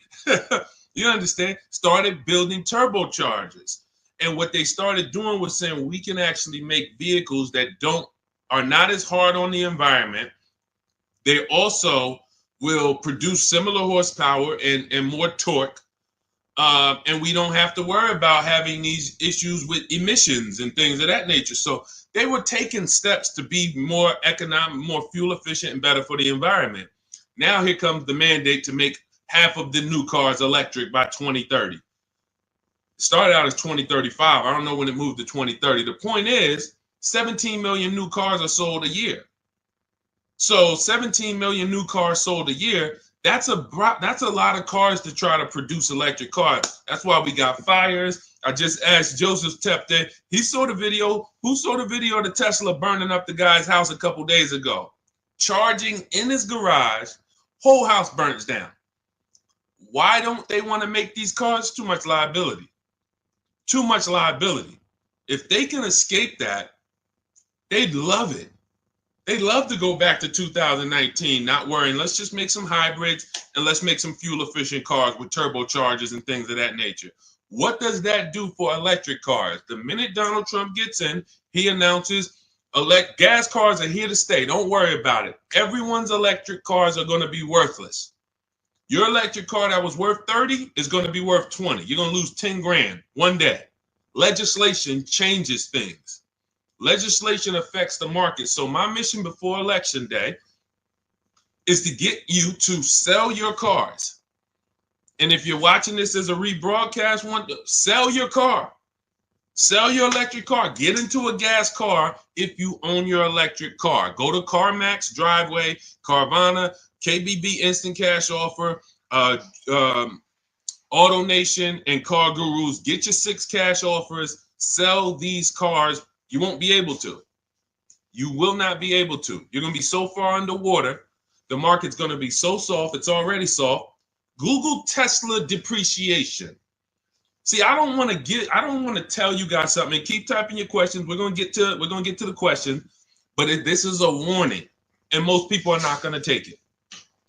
Most people, just like when I warned people in 2022, do not go out and buy these overpriced cars. Learn to shop so that you're not buying used cars that are going to be worth half because they were selling them all through the pandemic. 80% of dealers were selling used cars that were just 10, 20 grand more than what they should have been selling for. I told them, don't buy these cars, shop around. Now what we got? Thousands of people around the country who are $20,000 upside down, can't get out. I realize though, but if I could help 10 people, if 10 people say, Deshaun, you know what? My man told me, he sent me your video. I sold my Mach, whatever it is, Ford Mach. I got out of that thing right before. I'm glad. If we can help a couple people, God bless us. Sell your electric cars. You won't be able to very soon. And if you're going to keep them till the wheels fall off, then it doesn't matter. If you're going to keep it till the wheels fall off, it doesn't matter. But if you're planning on replacing this thing in 2, 3, 4 years, sell now, immediately. Get out of it right now. All right. Let's go. All right, we got a couple questions. We're live on Instagram, Facebook, YouTube, and TikTok. And, we'll be live for probably at least 45 minutes answering all types of questions. For those of you who don't know me, I'm known as Deshaun, the Auto Advisor. I spent 14 years in the car business. Now what I do is show you how to make dealers bid for your business. Every dealer has a different price. All cars are cookie cutter. No matter how much you like a car, there's 100 of them in this country at minimum. Even the most rare cars, Bentleys, you have 20, 30 of them around the country that you can shop around so that you can see. But if you use online tools like the tactics I'm going to tell you in this live, you will save thousands of dollars. You'll get below market deals on leases, new cars, purchases very, very easily. Very easily.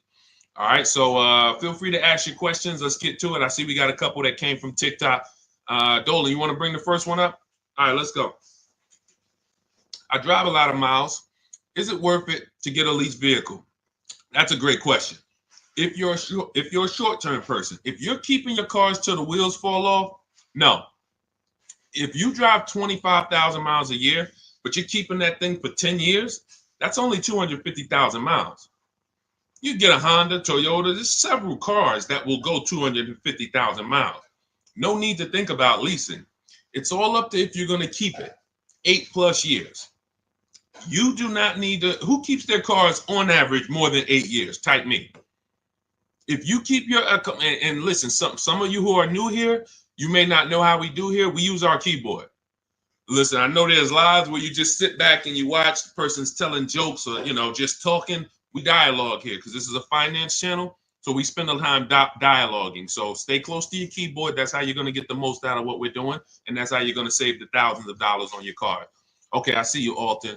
All right, I see you, Amanda. Okay, if you keep your car more than 8 years, Don't think about leasing.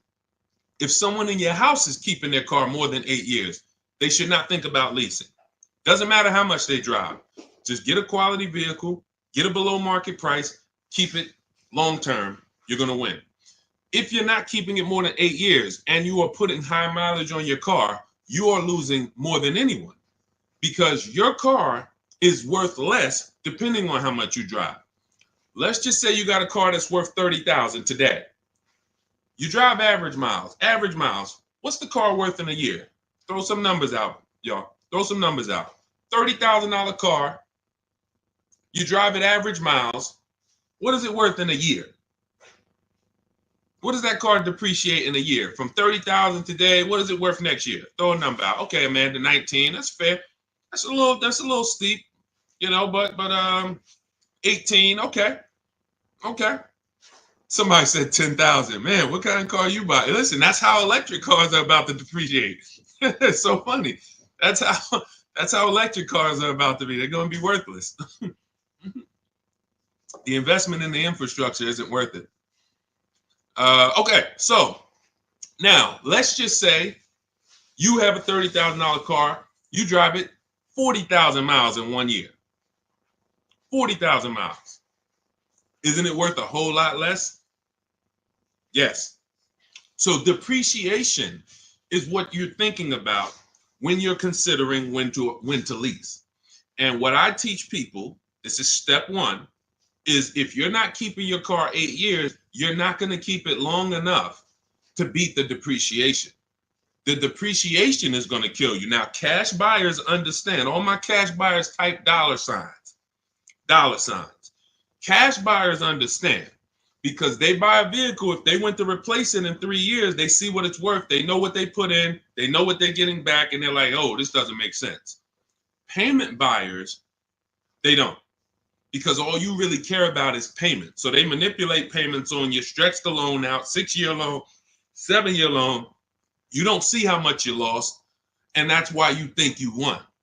But in depreciation, cash buyers will always see how much their vehicle has depreciated. So how do we avoid it? Below market leases. In the short term, if you are not keeping your car long enough to let the depreciation cool off, then you should be shopping for a below market lease. Now, let me show you what a below market lease looks like because you may have never seen one. I'm sure you've seen lease commercials, 3,000 down, 4,000 down, plus tax, all of this. But this is what a below market lease looks like. You take, let me do an average vehicle. Let's take Raphael. This is a Jeep Grand Cherokee. Pretty popular vehicle, common vehicle. 45,000, let's call it a $46,000 vehicle. She got it for $549 a month. 1.19% of the MSRP, no money down. She gave him her first month's payment. She drove out of there. That's a below market lease. Let me show you another one. Look, India. She got a new Hyundai Sonata Elantra. 2024 Hyundai Elantra Limited. 36 months, $365 a month, no money down. That's a below market lease. So the key, there's 3 prices, whether you buy or lease. There's 3 prices you can pay. Market value, that's for negotiators. They're going to feel for the bottom. They're going to try to get to the bottom, but they won't ever know the bottom. So they're going to pay market value. Above market values for people who just can't negotiate at all. You just kind of close your eyes and can't wait to get it over with. And then below market value. Now, how do we get below market leases and purchases? Competition. Very simple. Competition. Putting dealers against each other, buying cars like we buy TVs on Amazon, multiple offers, multiple options while we sit at home and let people bid and compete for us. That is below market shopping. Now, that's everything I teach in my new digital book. It's called Cars from Home, 7 Steps to Saving Time, Money, and Avoiding Dealerships. It's already 5-star rated. You can Google it. You can get a copy of it as part of my welcome offer for 75% off. It's normally $97, worth every penny. You can see all the reviews. But if you get to my TikTok bio, my Instagram bio, the YouTube comments or the Facebook comments before 30 minutes is up, you can get yours for $24. That's 75% off. So you go activate your link, click the link in those bios or in the comments, and you can get a copy for 75% off. And you'll have everything I teach in a step-by-step way to getting these deals. But for sure, to just sum up your question and keep typing your questions, everyone, we'll get to as many as we can. If you're not keeping your car 8 years, you should be shopping for a below market lease, no matter how much you drive. Only caveat is if you're doing Uber or something where you can't predict your miles, the more miles you drive, the more money you made. That's a different structure. But it's just if you're in a sales job or you're a realtor, no question about it. Leasing is for people not keeping cars 8 years, as long as you get a below market lease. Go ahead, Dolan. Next question. I see y'all running up the likes on TikTok. Shout out to everybody double tapping the screen. Let's go. Every time you hear something you like, if y'all keep double tapping the screen, y'all keep running those likes up. We appreciate you. And, shout out to the people who really support the movement, not the people who check into the broadcast, the people who support the movement, the sharers, the new followers, the people who tag their friends, the people who double tap the screen, the people who hit the like button. Shout out to y'all. We couldn't do this without you. We appreciate you. Banana phone, 10,000 down, 725 credit. What car should I get? It's a lot of them out there, man. Pick one that you like. And first things first, decide how are you already have the credit to buy or lease. I would really consider, see, that 10 grand down is how people, that car, if you don't buy a car right, which means you lease it, you buy it, but you should have leased, that 10,000 is going to be absorbed into that car. It's literally going to be sucked from your bank account into the car. You're not getting it back. You're not getting it back. So I'll give you an example.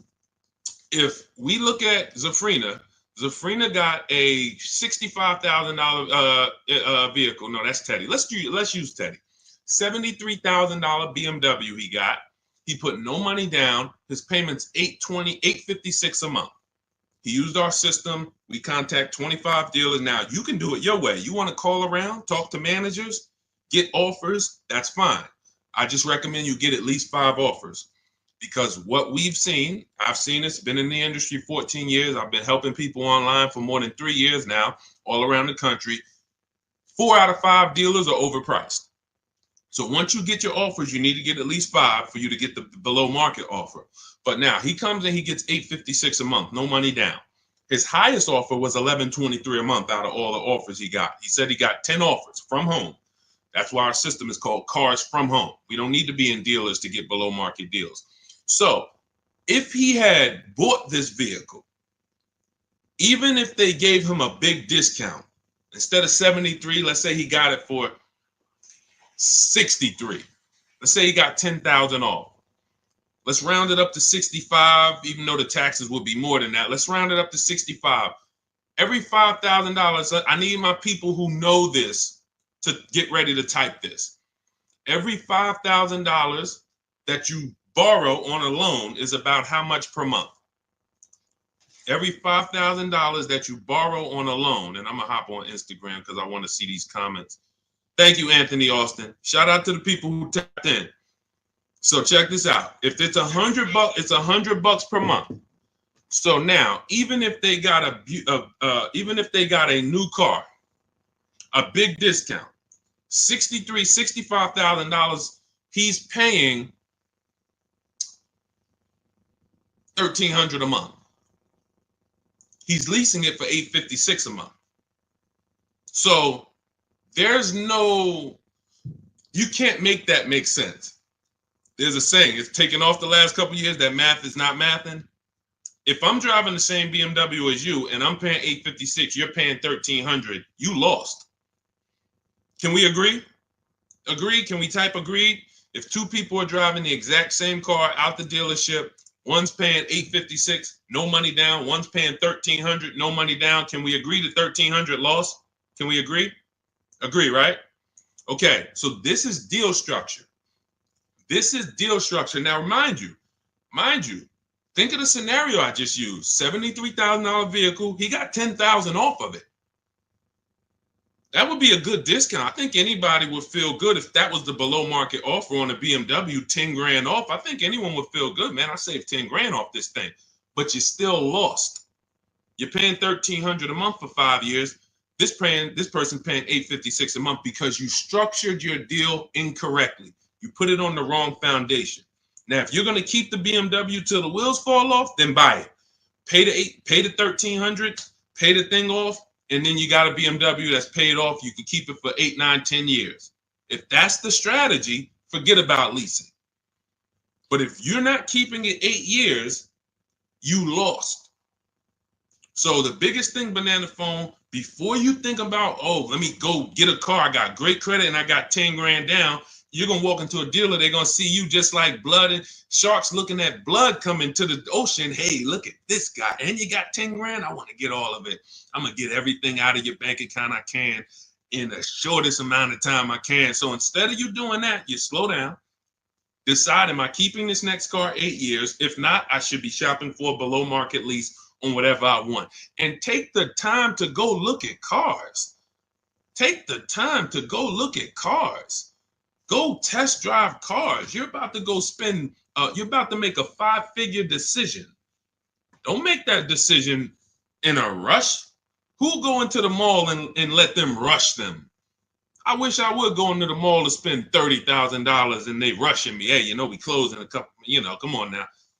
So, that's why we're different. You go and test drive these cars. The only thing you want to do on our test drive process is test drive and leave. Get the card. Thanks a lot. Leave. Thank you. Leave. We never talk numbers in the dealership. So if you want a step-by-step process of how we do this, you can grab my new digital book, 75% off. It's called Cars from Home, 7 Steps to Saving Time, Money, and Avoiding Dealerships.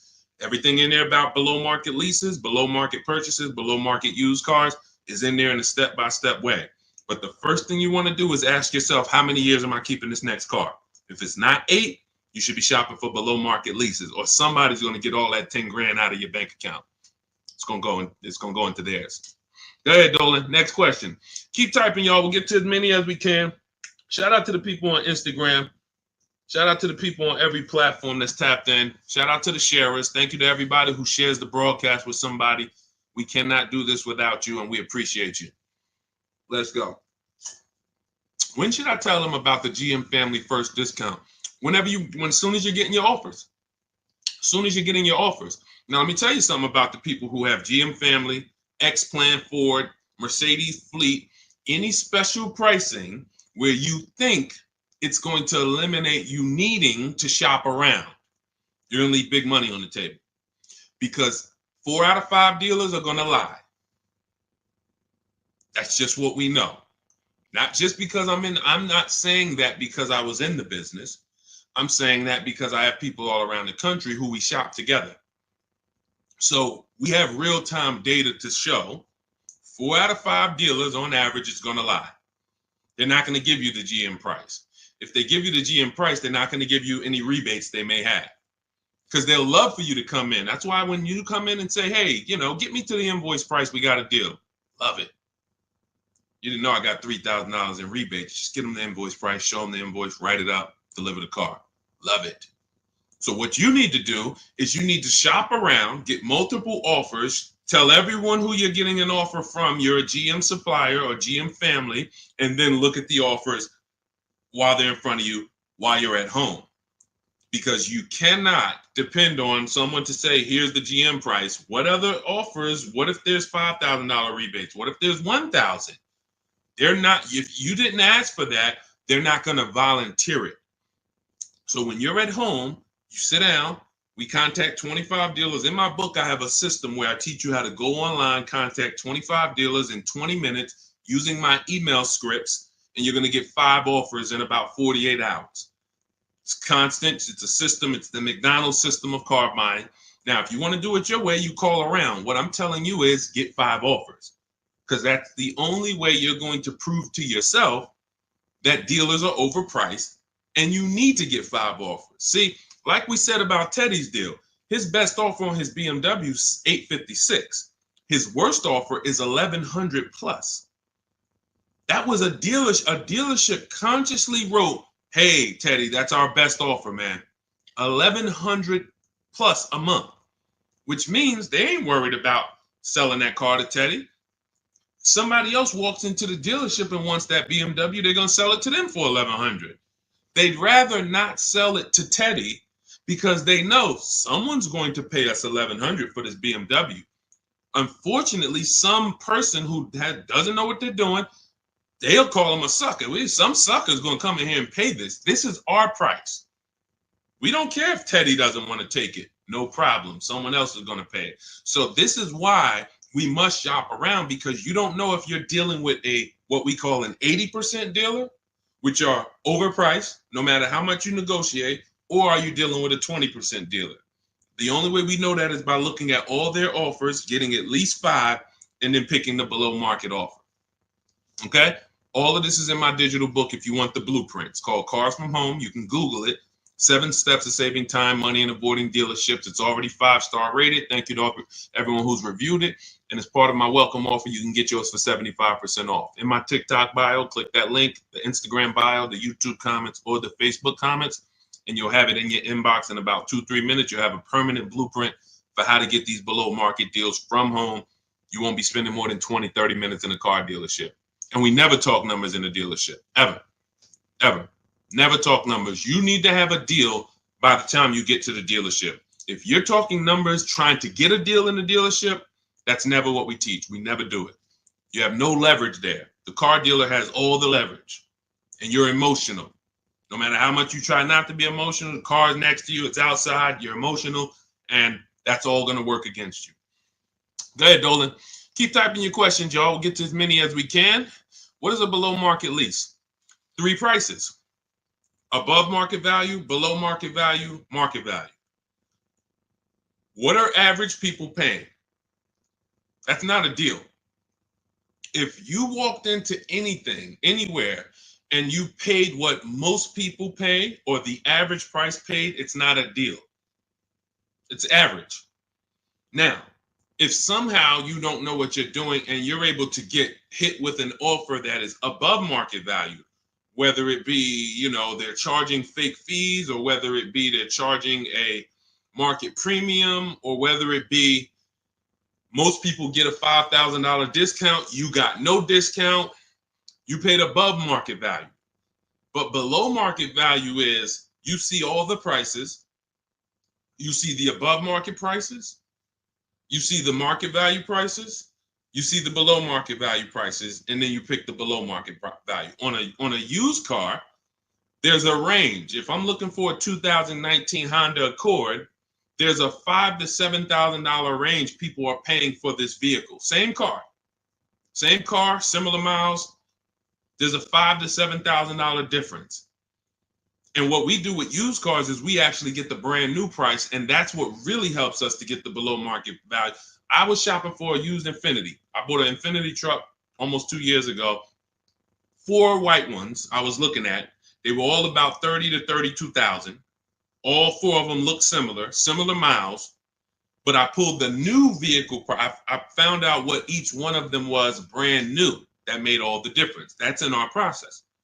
Once I found out what they were brand new, I found out one was 46, one was 48, one was 52, and the one I ended up getting was 54,500 special edition. Cameras all around, all types of stuff in it that the other ones didn't have, but they were asking a similar price, below market. So for that, there's steps to get below market pricing. Below market doesn't happen because you want it to happen. Below market value leases, purchases, they're reserved for people with strategy and people who employ competition. You don't get below market deals by negotiating for them. It's competition. Looking at all the competition, you make your decision. You're probably getting below market deals on your TVs you buy, because you're going to go to Amazon, Walmart, Best Buy. You're not going to, but don't you see, whenever we buy these TVs online, don't we see higher priced TVs? Right? Right? Who's bought a TV in the last couple years? Say last 5-7 years, since Amazon has been it's been bigger longer than that, but who's bought a TV? A lot of people, right? Like, okay, we got a lot of people who bought a TV. When you got your price, didn't you see other TVs that were $200, $300, $400, $500 more? Someone's buying them. Someone's buying them. You go into Walmart, you see TVs that are lined up that are a whole lot more. Man, these TVs overpriced. Someone's buying them. So that, especially with cars though. And that's why you have to prove to yourself what below market deals is by shopping the market. And, we feel we have the best system to do that because we've helped more people do it than anyone. There's no one who has an official system for putting dealers against each other and creating competition like what we do, the Cars from Home system, be it in my book, be it in my coaching program, depends on how you like to learn. But all that info is in my bio. For those who want to know about my coaching program, where you want videos and you want to work with me directly, you can go to shopwithdeshaun.com or you can go to my bios there. I don't care how you do it. And I'm going to continually say this. I don't care if you don't do anything, if you don't do it my way. But if you call around and you get multiple offers and you want to talk to dealers, I don't care. My biggest thing is you pay below market value. That's all I care about. I'm just going to give you my options on if you want to do it my way without talking to dealers. Here you go. But the biggest thing is do it. Okay? Go ahead, Dolan. Shoot the next one up. Let's go. Keep typing your questions. EHH, good to see you. Bernie Watt, shout out to the people checking in on TikTok. I see you, Nans. Good to see you. Good to see you, Michelle, 423. High mileage driver, limousine service. Should I do a used car lease? Not really used car leases out there. You're going to see people have tried it. Lexus tried it. BMW tried it. But we can't employ competition because there's not a lot of options. You're going to find that in a lot of cases, used car leases can be, they're made up prices. It's tough. It's hard to know if you're overpaying. But if you do find one, it's worth considering. But again, I'm not going to make a deal without having other offers. So 99 times out of 100, leases are brand new cars. And I don't want to assume anyone knows that. So that's a good question. Leases are brand new cars. That's another benefit of leasing. You're driving brand new cars. You're the first owner. Brand new car smell you're getting every 3 years, and you're paying cents on the dollar compared to what people are paying to purchase them, as long as you're getting below market leases. So if you know how much you're going to drive, I will be leasing.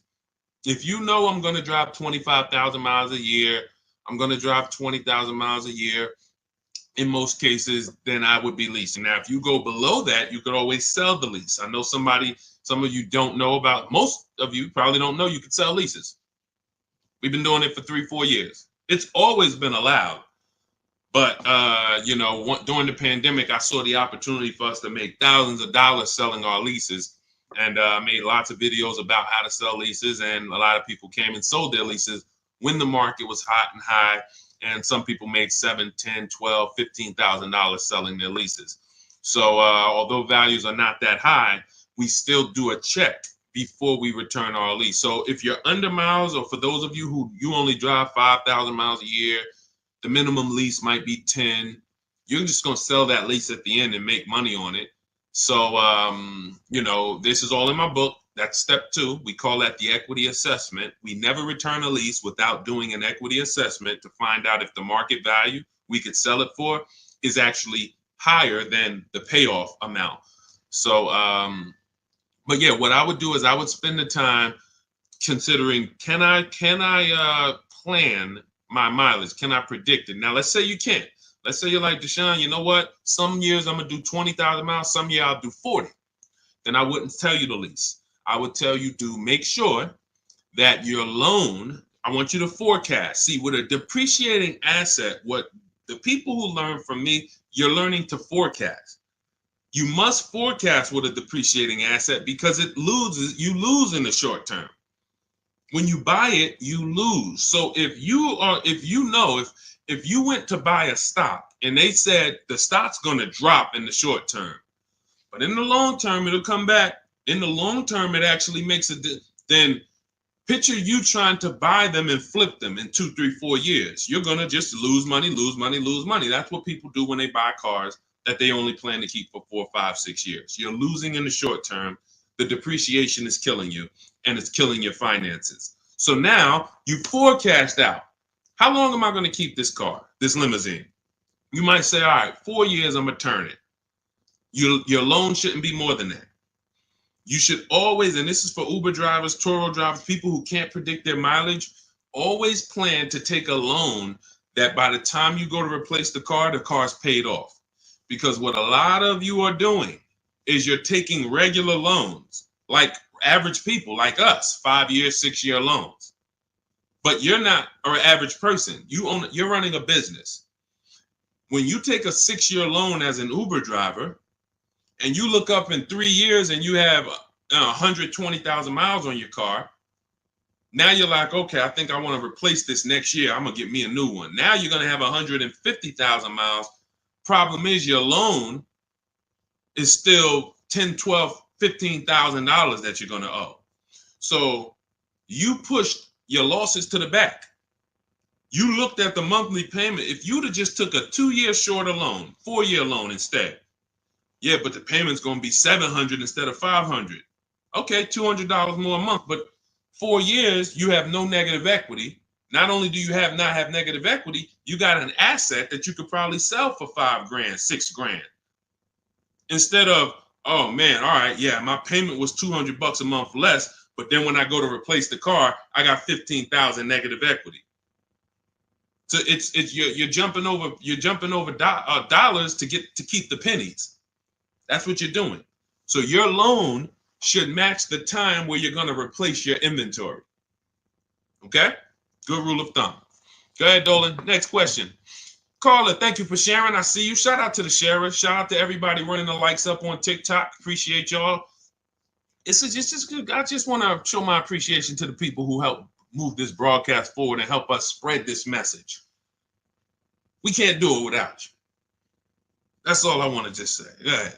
Matthew Williams, when buying a vehicle, is your credit score taking a hit? And how often are they checking your credit? So we teach something called the bank bidding war. In my book, when you get my book, you get the bank bidding war blueprint because I haven't added it to my book yet. I see you, Pool73 on Instagram. We got you. Make sure you pull Pool's question in. Dolan, shout out to the people on Instagram. When buying a vehicle, is your credit score taking a hit, and how often are they checking your credit? We use something called the bank bidding war. The credit bureaus allow you to actually have multiple banks and credit unions access your credit with a hard pull within a small window of time. 14 to 45 days is what they say. You can Google this and you can prove it to yourself. Now, we don't even want to play with 14 days because I like the idea of making sure if you give me a minimum of 14 days, let's do it in 2 days. Now, they're going to allow you to have multiple people access your credit because they consider that rate shopping. If you're going to get a loan, rate shopping is, I'm going to give Bank of America a chance, credit unions a chance, I'm going to give the dealers, banks a chance, but it has to be within a small period of time. And you cannot go from this dealer, here, run my credit, and then go to this dealer, run my credit. That's not rate shopping. That's car shopping. This dealer here is running your credit, that dealer's running your credit, you're going to get banged out. So what we do is we don't let anyone run our credit until after we've already found the car. See, because the banks don't want you shopping. And my goal is to get you to understand the banks are not your friend. You may think the bank, oh, this is my bank, I've been working with them. Listen, they're not your friend. If they weren't making money on you, they wouldn't be doing business with you. So the money in loans is so big. There's so much money in loans. It's amazing. Why do you think banks are rich? Like, why do you think banks are in the banking business? They don't sell cars, they sell money. So what you want to do is realize that if banks don't want me to shop around, what are they going to start doing to keep me from shopping around? Well, they're going to give me a hard credit pull to get a pre-approval. Who's seen that? Hard credit pull to get a pre-approval. Stay by your keyboard, y'all. Remember, new people, we dialogue here. This is what we do. So you got to stay by your keyboard if you want to get the most out of what we do here. Hard credit pull, pre-approval, it's trash. Because now they've actually pulled your credit with a hard pull. The minute they pull your credit, they start the window of the rate shopping window is open. So that means you only have a certain period of time to have anyone else access your credit before that window closes. And those hard, that, if your credit score is going to drop 10 points for that hard credit pull or 8 points, whatever it is, If you do it again outside of that window, it's going to drop again. So we don't ever do hard credit pulls for pre-approvals. We always need to get a pre-approval with a soft credit pull if it's available. If not, then we use a tool. In my book, I have a calculator I created. It's called the Perfect Budget Calculator. By the way, in that book, I have 5 calculators I created. You can't find them on Google. That alone is worth the price of the book. Different calculators. We counter dealerships with. We buy used cars. You get to a part and you're like, well, I've never seen a calculator like this. Yeah, because we invented it. So we use the Perfect Budget Calculator. We take the average rate in the market and we budget. The budgeting tool actually tells you exactly what you can spend on a car, gives you multiple goals, so you're always below your maximum, and then you go shop. Because the only purpose for a pre-approval is budgeting. That's it. Just like, you know, we got homeowners on here, right? You own a home? You own a home? Type yes. Homeowner. The only purpose for the pre-qualification is to see what you can afford, right? That's all we need the pre-approval for. So that's why I created the Perfect Budget Calculator, so that you can actually use it. It creates the budget and then you move. I see you, AdWash. Yeah, that's the purpose. So we don't need the loan until we find the car. Just like with the house, I don't need the loan until I find the house. What I need is a pre-approval or a pre-qualification so I can budget. Then I go shop. Once we find the house, or find the car rather, that's when we now come home, we bring that paperwork home, and we let all these banks and credit unions bid, and we compete and let them compete. This person's going to give you 7%. This person's going to give you 5.9%. This person's going to give you 9%. And all of these people are going to compete, and then we let the dealers compete, and we see who wins. We never pick anyone to do our business with until they win a bid. That is the Cars from Home system. Whenever we are buying, that's how we guarantee below market offers, because someone won the bid. You were competing against all these people to get my business, and you won. You were competing to buy my old car, you won. That's how we do. So that's the bank bidding war. You find your car, then you come home, call your bank, your credit union, online dealers, online bank, you let them compete. So when you get my book, you get the bank bidding war blueprint. If you want me to spell this out step by step for you, where those of you who are financing, you'll have 3 rounds of the bank bidding war blueprint. The bank bidding war to make banks compete at various stages, because there's a lot of money and interest. So this is all in my new digital book, Cars from Home, 7 Steps to Saving Time, Money, and Avoiding Dealerships. It's normally $97, but you can get yours for 75% off as part of my welcome offer for 30 minutes only. Go to my TikTok bio, Instagram bio, YouTube comments, or Facebook comments, click those links. Activate your 75% off. The book is digital, so it'll be in your inbox by the time we end this stream, and you'll have everything I teach step by step. You can use it for, over and over and over again. 2, 3, 4, 5 cars. You'll still be saving money from the same $24 book if you get there before the 30 minutes is up. All right. And make sure you screenshot the thank you page, because some of you type your email wrong. You might be, yo, man, I'm trying to hurry up and get this deal. You don't realize you typed your email wrong, and I can't email a book to the wrong email. So screenshot that page so you'll have my support team's email, just in case that book isn't there in 5-10 minutes. Just email my team. Go ahead, Dolan. Next question. Oh, no, pull my man Pulling from Instagram. Did you see him? We got Ingrid too. It's a lot of people on Instagram, so we're gonna try to get to questions from every platform. Do you ever advise buying the lease at the end because you went way over miles originally allowed? Great question. No, I'm gonna tell you why. The moment you lease your vehicle, your contract says what you should bring the vehicle back with in terms of miles. Let's say average is 36,000 miles, 12,000 per year. They have a buyout price based on that, a residual value based on that. So that means at 36,000 miles, they already know this is what we plan to sell the vehicle for on the market when he brings it back. Let's just call it 18,000. Now, 18,000 is based on 36,000 miles. It may not be a good price. That's why before we actually buy our lease, we always do a market comparison. Is the price I'm going to buy my lease for even a below market price? If I could go get a used car that is similar miles, similar condition, similar features, but I can get it for 2, 3, 4,000 less, then my lease buyout price is overpriced. It's over market. So that's step one. We have to do a market assessment before we even consider buying the lease. But here's the bigger thing about going over miles. Just because you put 20 more thousand miles on it, that purchase price of 18,000 is still based on 36,000 miles. So you got now 60,000 miles. You're going to pay the same 18. You can't go to them and say, well, I got 60,000 miles. Can you lower that to like 14? No. So you're taking what in most cases is an already overpriced offer, and you actually are buying it on a worse offer because the mileage you're on, if you looked at, again, taking it back to the market comparison that I explained 2 minutes ago, if you looked at what are vehicles like this with the mileage I have selling for, I put 60,000 miles on it. You look around and you're like, whoa, those things are selling for 5,000 less than my buyout. That means the moment you buy that car at the buyout price that's on that contract, you literally lost $5,000 right there because you overpaid for it. So the solution is take the penalty. It was your fault. Now, what do I mean it was your fault? You choose your lease mileage. It's not selected for you. If you need 12, you choose 12. If you need 15,000 miles a year, you need 15,000. You take somebody like Jen. Jen's up on the screen right now. She got her Honda CR-V hybrid. $512 a month. She got a below market lease on this. This is one of the most popular hybrid vehicles in the market. $512 a month, no money down.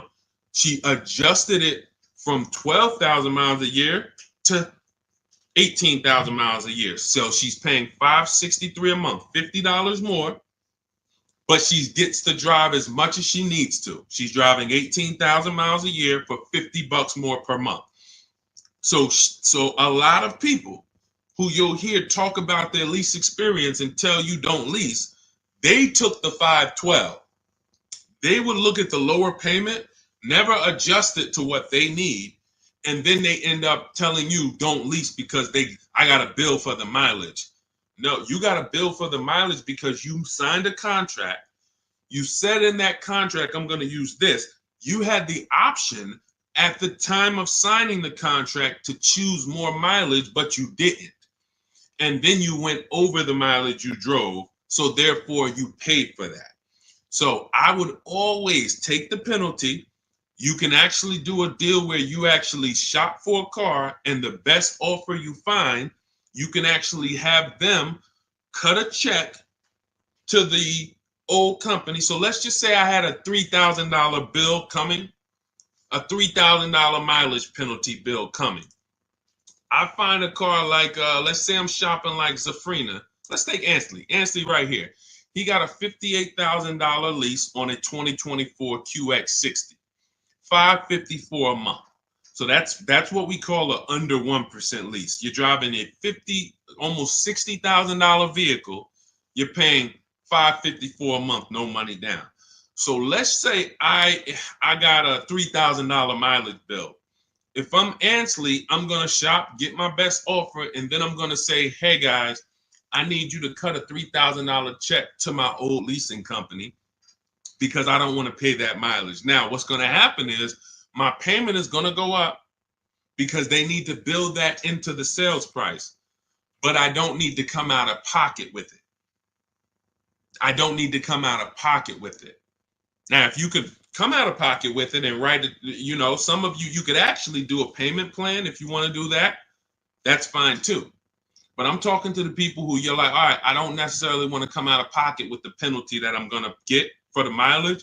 So therefore, let me actually go and make a deal. So you could do a payment plan for the penalty, or you could just have the dealer you're going to buy from cut a check to the old company, to the old bank on your behalf. They'll build that into the sales price, but you shop for your best deal first. Before you do any of this, you always shop for your best deal, identify the 20% dealer, and then work with that dealer on structuring, hey, how much would it cost me to just have you? How much would it raise my payment for you to cut the check to them? Okay. And also, we do an equity assessment, Pooh. Step 2 in my book. Call your leasing company, find out what your payoff is. Go to our 6 sites, not our 6 sites. Go to these 6 sites we get offers from: Carvana, Driveway, Kelly's Blue Book, Instant Cash, CarMax, Car Gurus and Auto Nation, maybe you can sell the car and come out with a lower penalty based on selling the car. Because if you sell the lease, there's no penalty. So, but you know, if you could sell it for 20, but you owe 8, but you owe 21, then you just cover the difference and you pay the 1,000. So again, this is how we work with people. There's a reason people work with me. I'm not just a regular guy, and thank God I spent a lot of time learning this business, and I spent a lot of time in dealerships people can't work at. That's really the fact. A lot of the dealers, when I went to Mercedes, Ray Catena, if I hadn't worked at Ray Catena, I wouldn't know this. I went from being a GM salesman to Ray Catena said, listen, if you're going to work here, you know, we don't have finance managers. You're going to be the finance manager. You're going to have to get the customers approved. You're going to have to understand the rates residuals. This is stuff I didn't do at GM. And so I thank God that was a blessing for me to start my career with Mercedes at Ray Catena. Yankee Stadium, top 3 dealers in the country.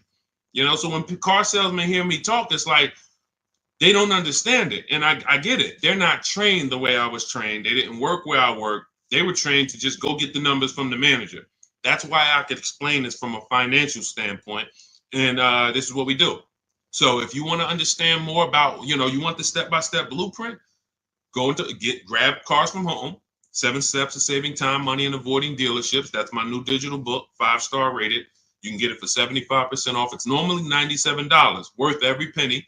But as my welcome offer to you, you can get it for $24, 75% off if you get to my TikTok bio, Instagram bio, YouTube comments, or Facebook comments before 30 minutes is up. Once 30 minutes is up, price goes back to $97. Welcome offer is gone, and it's still worth it. If I miss the welcome offer, I'd still be grabbing it because, again, the $24, the $97, the thousands you're going to save on this, the first car, avoiding mistakes and getting below market deals, you'll 10x. Minimum, you'll 10x what you invest in the book. Minimum. It's not even a question. All right. And let's go, Dolan. Keep it going. Great questions today. I'm really liking this. If you're getting value out of the stream, y'all type some dollar signs. You're getting value out of what we're doing. What's up, Leo? What's up, Rick? Shout out to the people tapping in on TikTok. Shout out to the people running the likes up. Y'all keep running the likes up. Every time y'all run the likes up, y'all let TikTok know that we're talking business over here and that they need to get more people over here. So every time you tap the screen, some of you like, how do we run the likes up, Deshaun? Just double tap the screen. Just double tap the screen. Yeah, shout out to everybody who is supporting the broadcast. Let's go. Go ahead. All right. And you know what? And I usually give, look, and here's the thing. I'm going to tell y'all this, and I just thought of this. I'm going to give and prioritize answering questions from the platforms that are the most engaged. Because I see we got people on every platform, YouTube, Facebook, Instagram, TikTok. People not engaged and they not, look, I see a lot of people on Instagram commenting, liking, sharing. I see a lot of people here. Dolan, when we see the question, when we see people engaged, because people be sitting back on the, you know, playing video games and got us on the same time. We got to give our attention to the people who like, yo, let's go. We over here. Thank you, Big Mike. Shout out to the sheriffs. I see you on TikTok. Go ahead, Dolan. All right, here we go. When you lease, can you only deal with that dealership? Well, we never lease without a dealer winning the bid. So I want you to think about it like this. Whatever car you choose and you want to lease, that dealer, that car is all around the country, sprinkled all around the country. That dealer might have more than one, but in the state alone, there might be 10, 15, depends on the car. Now, when you look at the car, do you have to realize it's like when you go into the store and you're looking at spaghetti sauce. You go in the ShopRite, spaghetti sauce is $4.99. You go into Pathmark, it might be $6.99. You go into Stop and Shop, it might be $5.99. The exact same brand, same product, but it's a different price. You go on Walmart.com, you see it's on sale today for $2.99. Different prices at different places.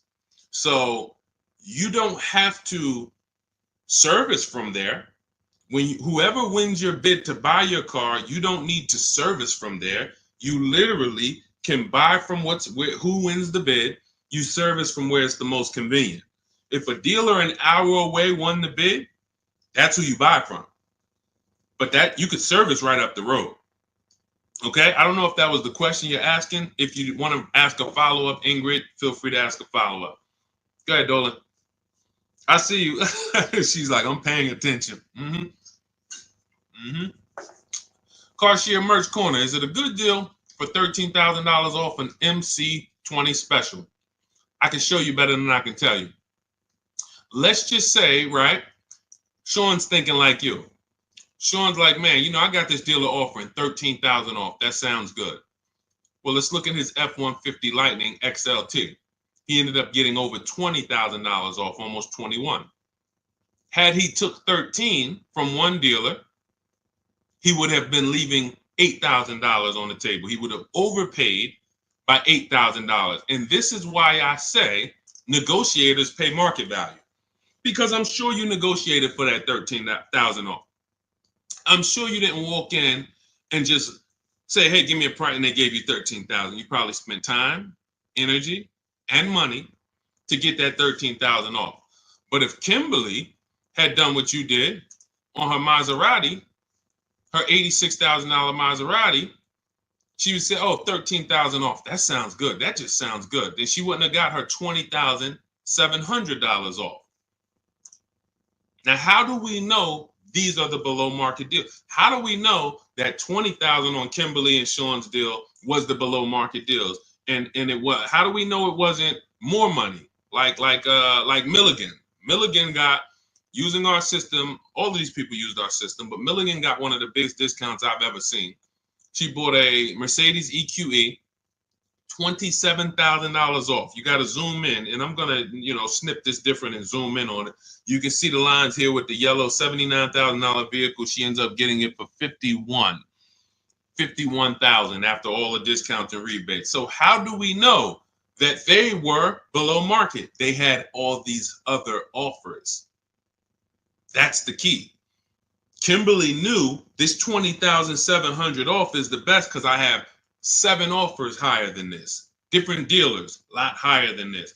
Now, if you told me, CarShare, Deshaun, $13,000 off a good deal, I got another dealer who's only giving me 10. I got another dealer who offered me 7 off. I got another dealer who offered me 5 off. Then I would tell you $13,000 is the win. Go ahead, grab it.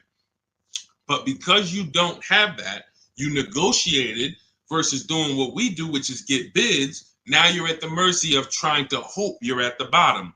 You can't win. You just can't win. That's why negotiators pay market value and not below market value. You can't feel for the bottom.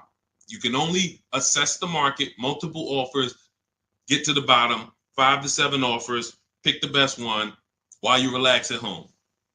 It's just it. It's just it. Oh, great question. Common question that a negotiator asks, man, I talked them down this much, Deshaun. This got to be good, right? What do you have to compare it to? Nothing. Okay? Get more offers. You could do it your way, call around. You could do it my way. Email, scripts, all in my book. It's up to you.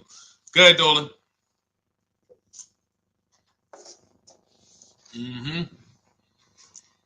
When over on mileage, does it make more sense to sell to a place like CarMax? I'm already over, so at this point, it's pay $7,000 or sell to someone else and have a $2,000 difference. My first lease, hard lesson. Great.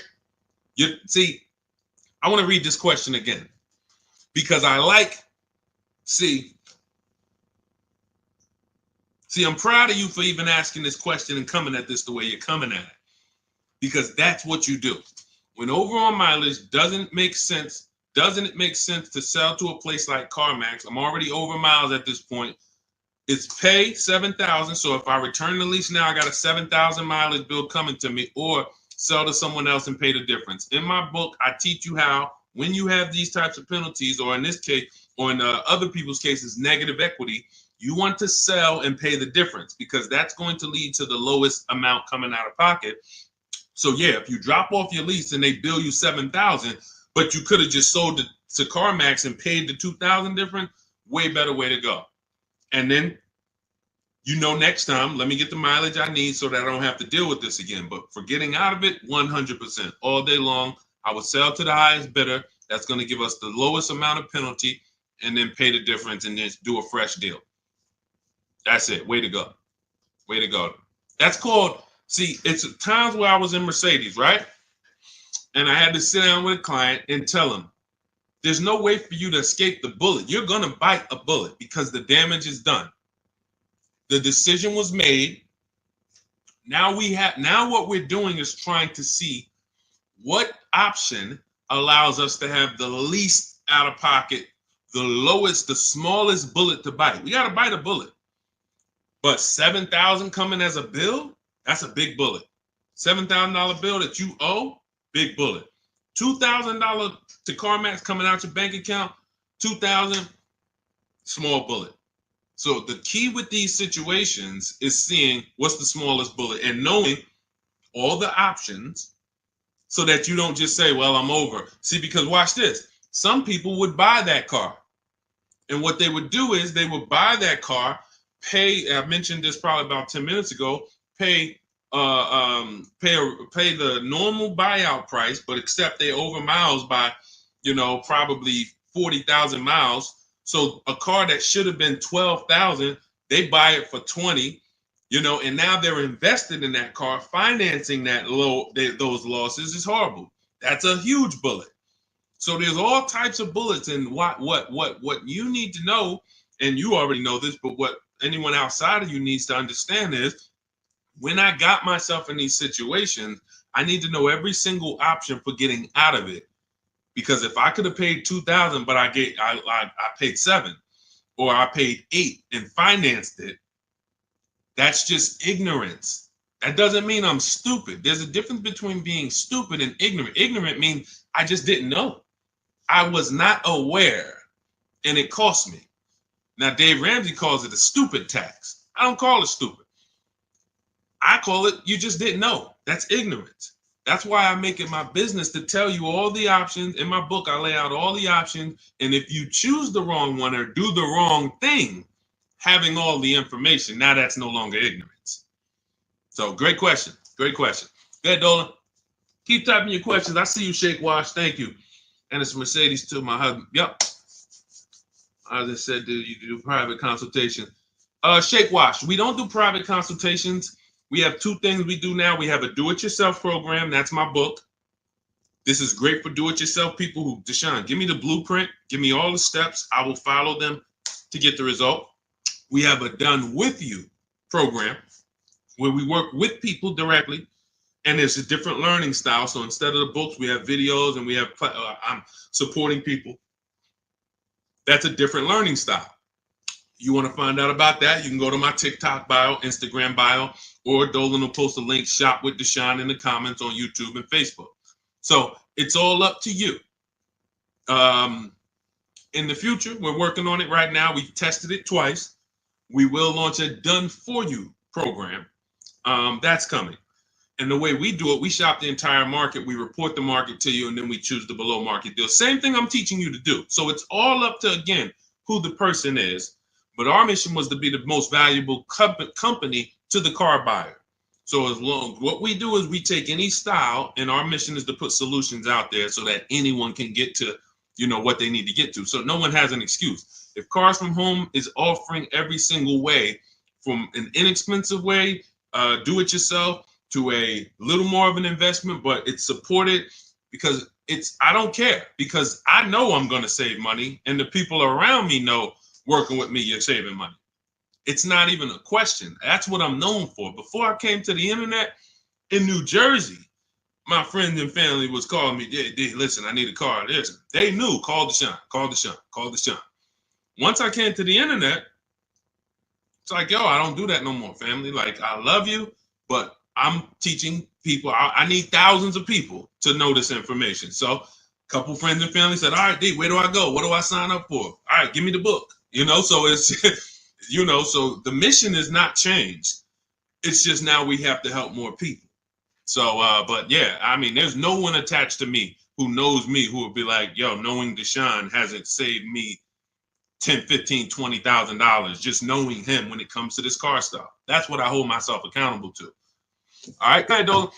Jason Simmons, should I pay for taxes up front on my lease or have it wrapped into the lease payment? I would always shop for a lease with no money down. We shop with only, this is the structure we use when we shop. First month's payment only, out of pocket. because with a lease, you pay at the beginning of the month. So when you see these people, India, when you see these people, Zafrina, Ansley, they all are, when they say no money down, they're paying their first month's payment and then they drive off. If we can get a deal, between 1%, and a lot of these deals are under 1%. Some of these people got 0.88%. Zafrina, on her Jeep, she got a 0.88% lease, $65,000 vehicle, So what our goal is, under 1.5% is the best offer because the lease programs change. So sometimes it's super, very, very hot vehicles, and the lease programs don't have much support. So your best offer is going to be 1.4. You're going to see other vehicles 1.5, 1.6, 1.7. You're going to see other offers, that are a lot higher, but the best dealer might come in at 1.4.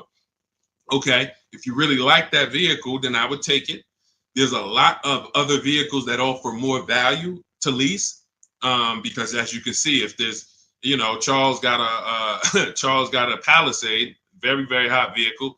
He got as a 1.25, I believe, 1.23, $48,000 vehicle, $597. That's a hot vehicle. Palisade has been hot. Kia Telluride has been hot. So to pay 1.4, 1.5, you have to really, really want that vehicle. But that's the cap. So if we find a vehicle, as long as it's under 1.5, it's good value. It's a deal. Lower the better. But down payment comes to affordability. That's all that matters when it comes to down payment. That's all. If you look and you say, all right, I shopped all my offers, I can see right. Let's just go back to Charles. Let's use Charles for an example on his Palisade. Let's say you're Charles. You use our system, you get all your offers, you see that your payment is $597 a month for this Palisade, $48,000, no money down. You might say, all right, I really want my payment to be, you already know this is a deal. It's already a deal. I could do no money down, but I want my payment to be really $500. All right, I'm gonna put money down and get it to $5. That's when you put money down. That's how you put money down. Money down is never buying your deal. And for too many of you, money down buys your deal, which is not a deal. You think, well, what's the payment if I put this down? You're not looking and basing it off of, man, I got a below market price. You're trying to buy your way into the deal. That's why when a car salesman talks to you, what's one of the first questions they ask you? When you look at a car, right? One of the first questions that they're going to ask you is what? Once you pick a car out, what are they going to ask you? Let's give everybody some time to type. What are they going to ask you? Thanks, AJID. I see you. Thanks, Big Mike. Shout out to the sharers on TikTok. And you know what? I might do this. We might prioritize people that share on TikTok. If you share and then you ask your question, you get first priority. Let me know if we can manage that, Dolan. Because I want to reward the people that share. Like, I want to reward the people that share. Good. Yes, how much you putting down? Now watch this. How much do you want your monthly payment to be? Yes, good one, Shake Wash. That's the related question because the car salesman wants to see, are you a payment shopper? Am I talking to a payment shopper? A payment shopper is trying to get to a certain payment. They're not concerned with how much the car costs. You could overcharge me for the car. That doesn't matter. Get me to my payment. That's why being a payment shopper is a dangerous way to move. That's why the way we shop no money down because it allows you to see what you're truly paying for the car. So now when we consider that there are going to be people who want us to get into monthly payments, now they're trying to get us to realize, well, you got a deal because I got you to your payment. No, you didn't. The deal is, did you pay market value, below market value, or above market value, regardless of the payment? If somebody went into a Bentley dealer, if we got a bunch of prices on Bentleys, all of us just got a bunch of prices on Bentleys, and we got a $200,000 Bentley, and they took off $100,000, $50,000 off. 50% off. We'd all be looking like, wow, okay, out of all these offers, that deal, this is it right here. The payment's gonna be $3,000 a month. The payment has nothing to do with whether it's a deal or not. So when we look at putting money down, it is only for our affordability. The deal process of getting a deal has nothing to do with the process of monthly payment association. Nothing to do with it. We need to find the dealer who's going to sell us the car for the lowest amount of money. If I'm buying a pre-owned car out of a 100-mile radius, what dealer is going to sell me the best pre-owned car for the lowest price on the market? If I'm leasing a Honda Accord, what dealer is going to sell me the Honda Accord within a 100-mile radius for the lowest price? If I'm buying a brand new, Kia Telluride, what dealer within 100 miles is going to sell me the Kia Telluride at the lowest price? If I'm getting a loan, what bank or credit union within 100 miles of me is going to give me the lowest rate on the market? If I'm selling my car, not trading, I got this old car, I need to replace it. I'm not trading it into a dealer. What company that buys cars, pays cash, is going to pay me the highest amount for this old car? Y'all clear? This is bidding.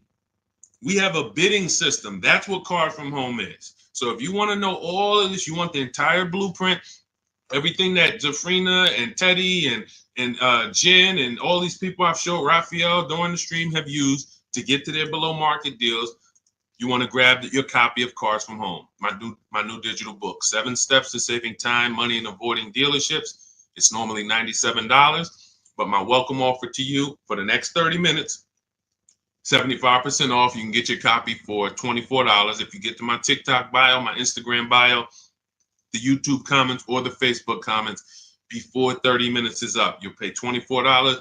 Make sure when you get your book, you screenshot the thank you page. The book is on the thank you page. You'll see a link that says open the book below, and I also email you a copy. But sometimes you're just moving too fast. You type your email wrong. We can't email a book to an incorrect email. So if that book isn't in your email in 5-10 minutes, I want you to email my support team so they can get your book to you, and you'll have these strategies for the rest of your life. And shout out to everyone who's reviewed the book. Use it. Make sure you email me your deals when you make them. Send me send me the list. Hey, D, look at what I got, man. I got all these offers. Look, man, and I know you did it when you say, hey, I did it. 90% was from the house.